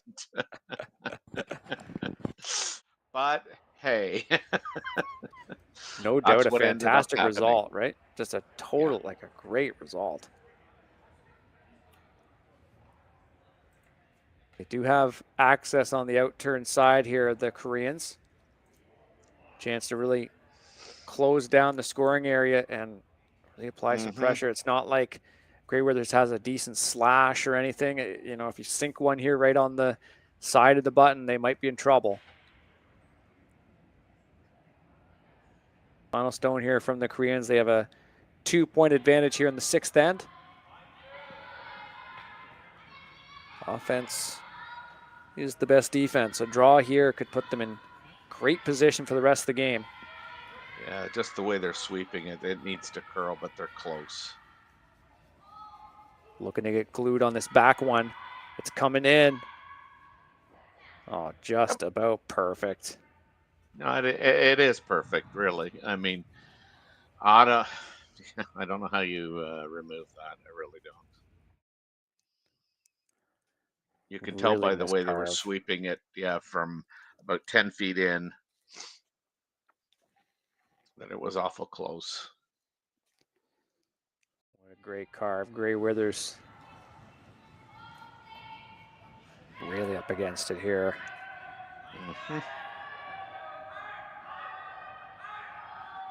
Not the easiest shot to get your 1 either, is it? You're right. So they see that, the long run on this guard.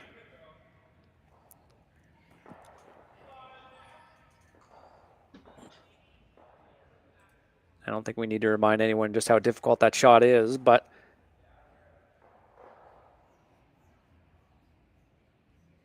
comes down to what this team is willing to risk at this point in the game. You give up one here, you're in real trouble. You lose that extra hammer advantage that you get when you have the hammer in the even ends.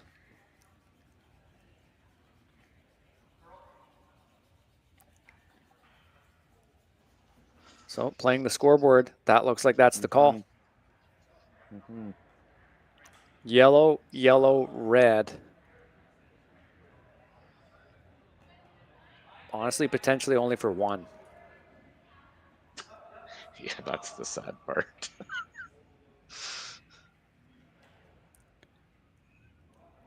Not an easy scenario for this team. Playing on ice they know quite well here in Edmonton. One of the stories of the event for sure, a young team playing well. Taking down a big name in the quarterfinal and Caitlin Laws. Clutch shot here. Final stone in the sixth end here. Serena Gray-Withers, her team's skip with a long angle run.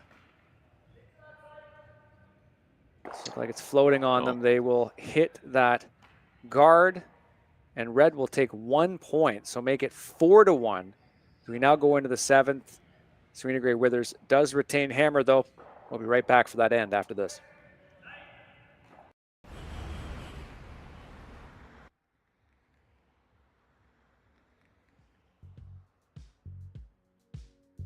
That's life.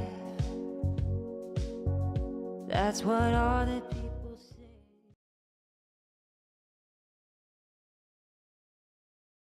Hey guys, what can I get started for you today? Bananas away, regular? And I'll have the rip berry, but can I get vanilla oat milk and I'll add spinach and ginger? And can I substitute the raspberries for strawberries? Also add the chia and hemp seed, and definitely have the power booster and the collagen booster. And can I get that blended twice? Wow. For Alicia, Custom Chaos? One of a kind. You're one of a kind. Twister juice, freshly made, your way.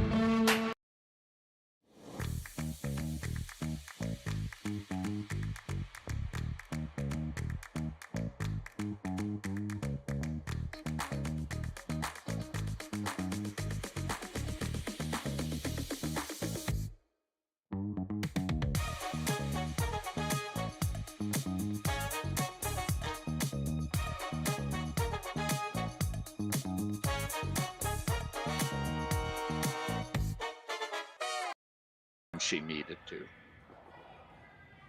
Hello and welcome back. Semifinals here at the Saville Shootout in Edmonton, Alberta. Team Gray-Withers versus Team Gim. 4-1 advantage for Team Gim here in this one. Marty Thompson and Terry Corbin with you on the call. Terry, it really just has been, I think, last end as another example of this, you know, just the skipper from this Korean team in Eunji Gim, just making those one or two shots that she really needs to when it counts. And as we just saw on that end, just giving absolutely nothing for the opposing team to deal with on their last. Absolutely. You know, I think I can remember at least, you know, two ends, including the last end, where her last shot was an absolute pistol.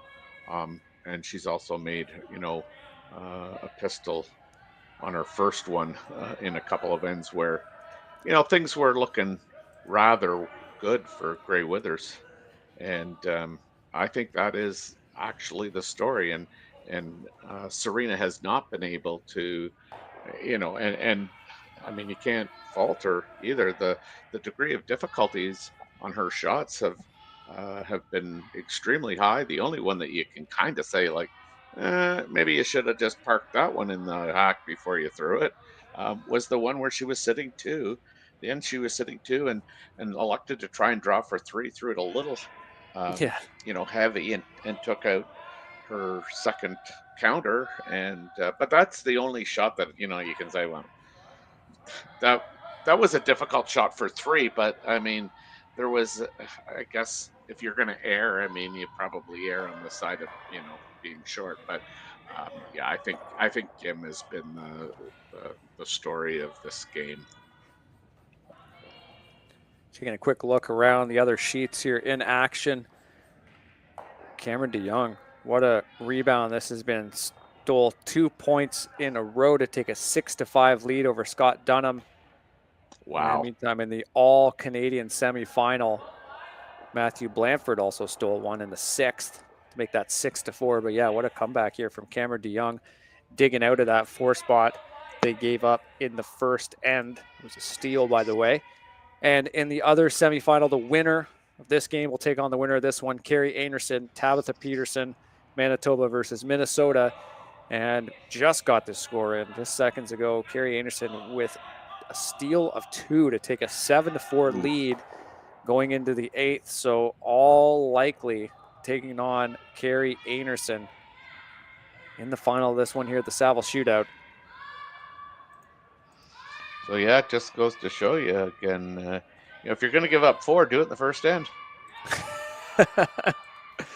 There's the old trope coming back, eh? Always coming back to haunt me personally, because that's right. always happened to me. So. What a great shot here by Kim's second, Suji Kim. Yeah, really good spacing for these red stones. And Grey Withers not with the best setup again. I guess that's another storyline in this game too, just not having the greatest set, especially going into the second and thirds. Deliveries, just trying to frame up the ends correctly. Yeah, I'm just going to go back to that last shot by Team Gim. I mean, you can't take anything out. So where do you put it? And a lot of teams, might think, well, I'm going to guard that double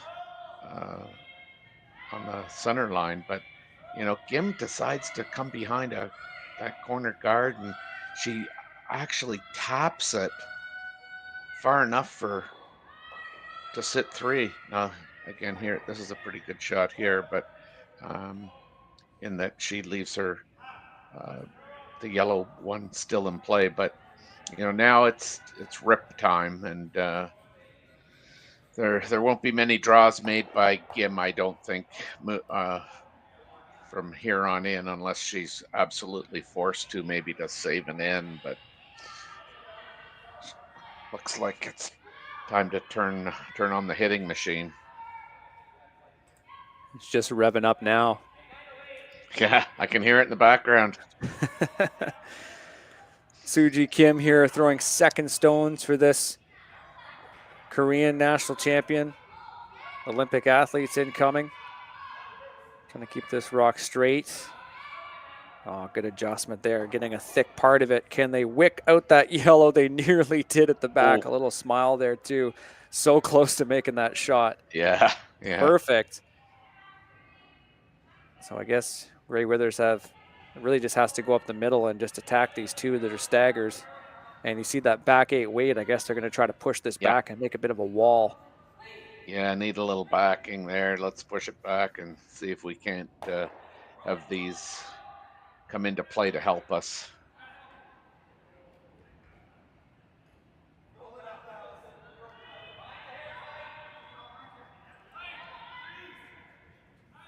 Really precise shot here from Lindsay Burgess. They need it. Mm-hmm.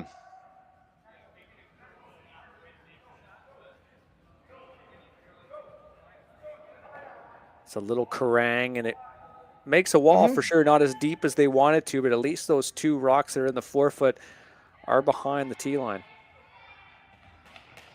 Yeah, I'm pretty sure that Team Gim would be more than happy to nose this and not only remove the yellow, but take that red one that's right behind the rock with them. Stack it nicely in the back there. Line them up for the 8th end. Chance to just punch this yellow stone right through.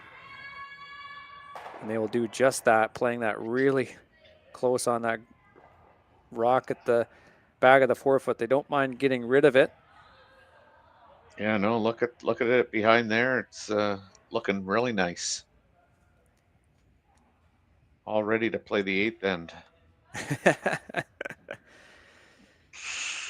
Team Gim looking to be the second Asian team to win this competition in a row after last year was an all-Japanese final, if you remember, Tabata versus Fujisawa, with Tabata coming out on top.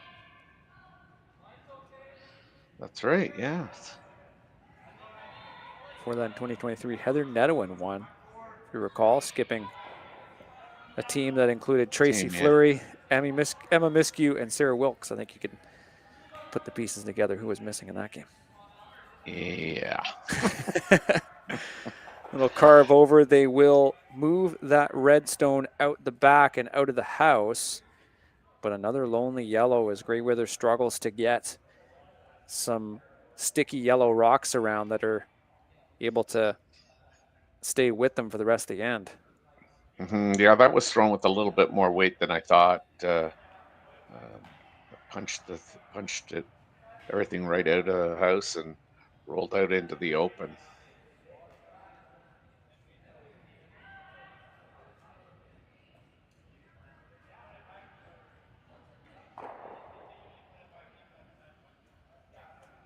Time in the other semifinal, of course, Carrie Anderson won this in 2019 with that foursome, famous foursome now, Val Sweeting, Shannon Burchard, and Remilier. Yeah, that was the start of things, I think, really, for her. She ended up winning the Scotties 4 years in a row after that in 2020. That was certainly quite a team, and they've evolved as conditions have seen fit. It's funny, you know. Yeah, so there they are, kind of winning their 4th in a row, and I can honestly say, you know, that's the first time I didn't like Carrie. Okay, you need to let somebody else win, damn it. And then, of course, I think that was the year that they played Rachel, if I'm not mistaken, in the finals. And it was like, okay, you deserve that, lady. Yeah, no, it was especially during that run of Scotties back to back to back to back. Such a fun team to watch. Well, and you know, again, my memory's not the greatest, but I think I always remember going like, how'd you win that? Like, you know, did other teams just get afraid of you? Because, you know, there be some games, you know, you go like, ooh, you missed that. Ooh, wow. But yeah, no, I like I say, I really liked them, partly because, you know, everybody was against them when they put that team together. You know, you can't have 4 skips playing on the same team. Well, you can if everybody is comfortable, knows their roles, and is willing to, you know, accept those roles. And they did. They were quite content. I mean, for them, I think it was this gives us the best chance at a Canadian championship, and so I'm all in. And so I was so pleased to see them win the first one, and the second one was kind of neat. The third one was, oh wow, these girls are unbeatable. Like, where's Rachel? And then they beat Rachel in the final, and you're going, okay, hold on here. Of course, that final last year, really, Rachel Holman is just a complete runaway train as a team, and yeah, certainly felt for that Anderson squad. Yeah, I mean, hopefully in a few years we'll be able to look back at that Anderson foursome. You make a good point, just the skips coming together, but you know, the Canadian game certainly has a ways to go had a ways to go and still does with, trying to catch the dynamism of some of these European and Asian teams, right, where they have just approached the game in a different way, right? And like something as simple as bringing 4 skips together wouldn't be a problem anywhere else. And I think that hopefully that is seen as kind of a turning point in the game in this country, where something like that is certainly a little bit more accepted. And just the idea of accepting new roles, taking on new challenges, and just trying to win games by playing a role is the most important factor in the sport. Yeah, I mean, good point. First stone here from the skipper from South Korea. Chance for a double. Narrowly misses it, but is sitting 1, 2, 3 along the 8-foot and 4-foot in a pretty tricky little line here. What do you see from Gray Withers here? An attempt to crawl back into this game. Yeah, I think you probably have to, I guess, attack this side of the ice here. And if you could ever, get under that and just top that red one so that it's fourth shot, yeah, got a chance, I think. I mean, you obviously still need a miss, but I mean, at least you can say there's a chance.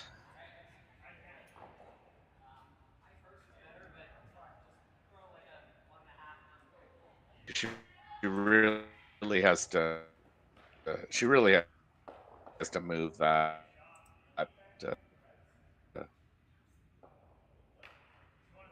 One so that she sits 2, 3. First of 2 here for the Alberta skipper. Needing a few points here to get back in this game in the 7th end. Burgess, the broom down, keeping this straight. They certainly want to beat this guard, and they will. Now, what does this roll look like? Yep. That's a pretty good result. I'm not sure if they pushed it far enough to count that one at the back, but still an excellent shot. Certainly gives them something. Yeah, it'd be a shame if they didn't, because they absolutely had to do it, and it was a really good try.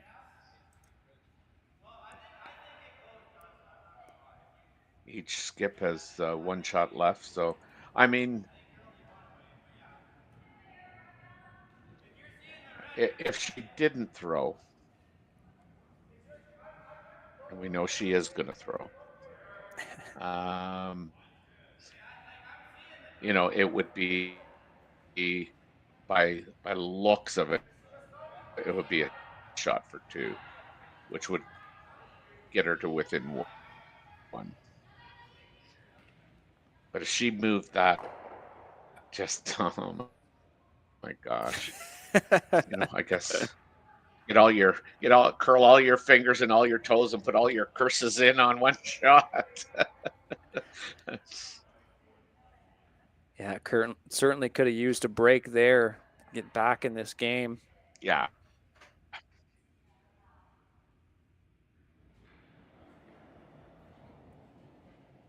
Final stone here for the Koreans in the 7th end.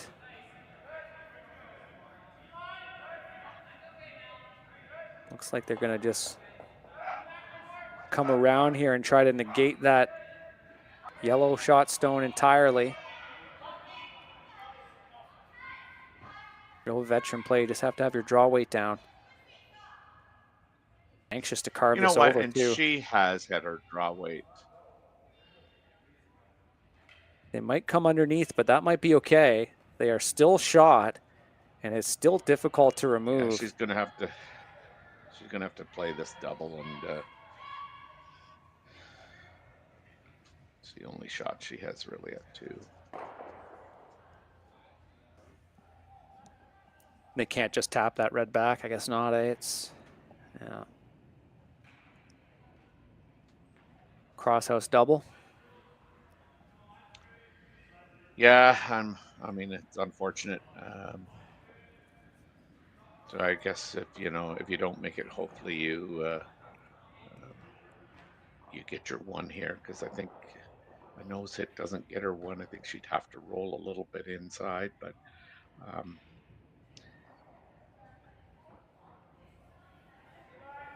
This is her only hope and prayer for getting 2, which she desperately needs. Final stone here in the 7th. Serena Gray Withers with another big chance at a double to bring her team back into this game. Unfortunately, she's not going to get enough of this. And this might be handshakes.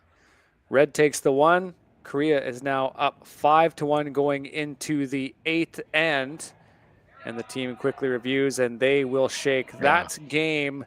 So Team Gim will move on to the semifinals against Team Anderson. That game has just wrapped up as well. And we'll have some high-level competition for sure in the final.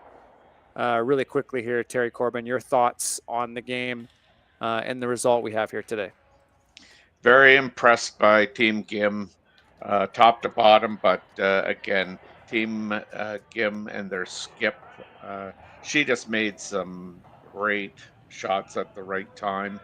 And I think, ultimately Team Gim had a better rock placements for the most part. And I think they're very deserving of the game. Unfortunately for Serena, she faced a lot of ridiculous difficulty in terms of her shots, and just wasn't able to, make that one that she really needed. So yeah, game over, unfortunately.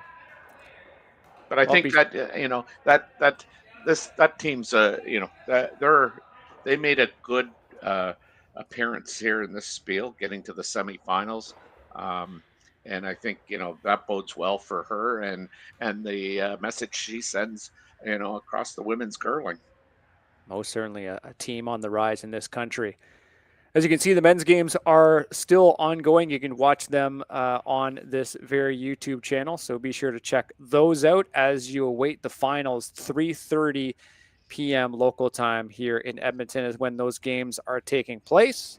Until then, for myself, Terry, Connor, and Ryan, who are on production here, thank you so much for tuning in. We really do appreciate it. Take care. Live curling rocks. And this November, the best in the world are coming to Tahoe. Get your seats now at gsoctickets.com. But hurry, early bird pricing ends soon.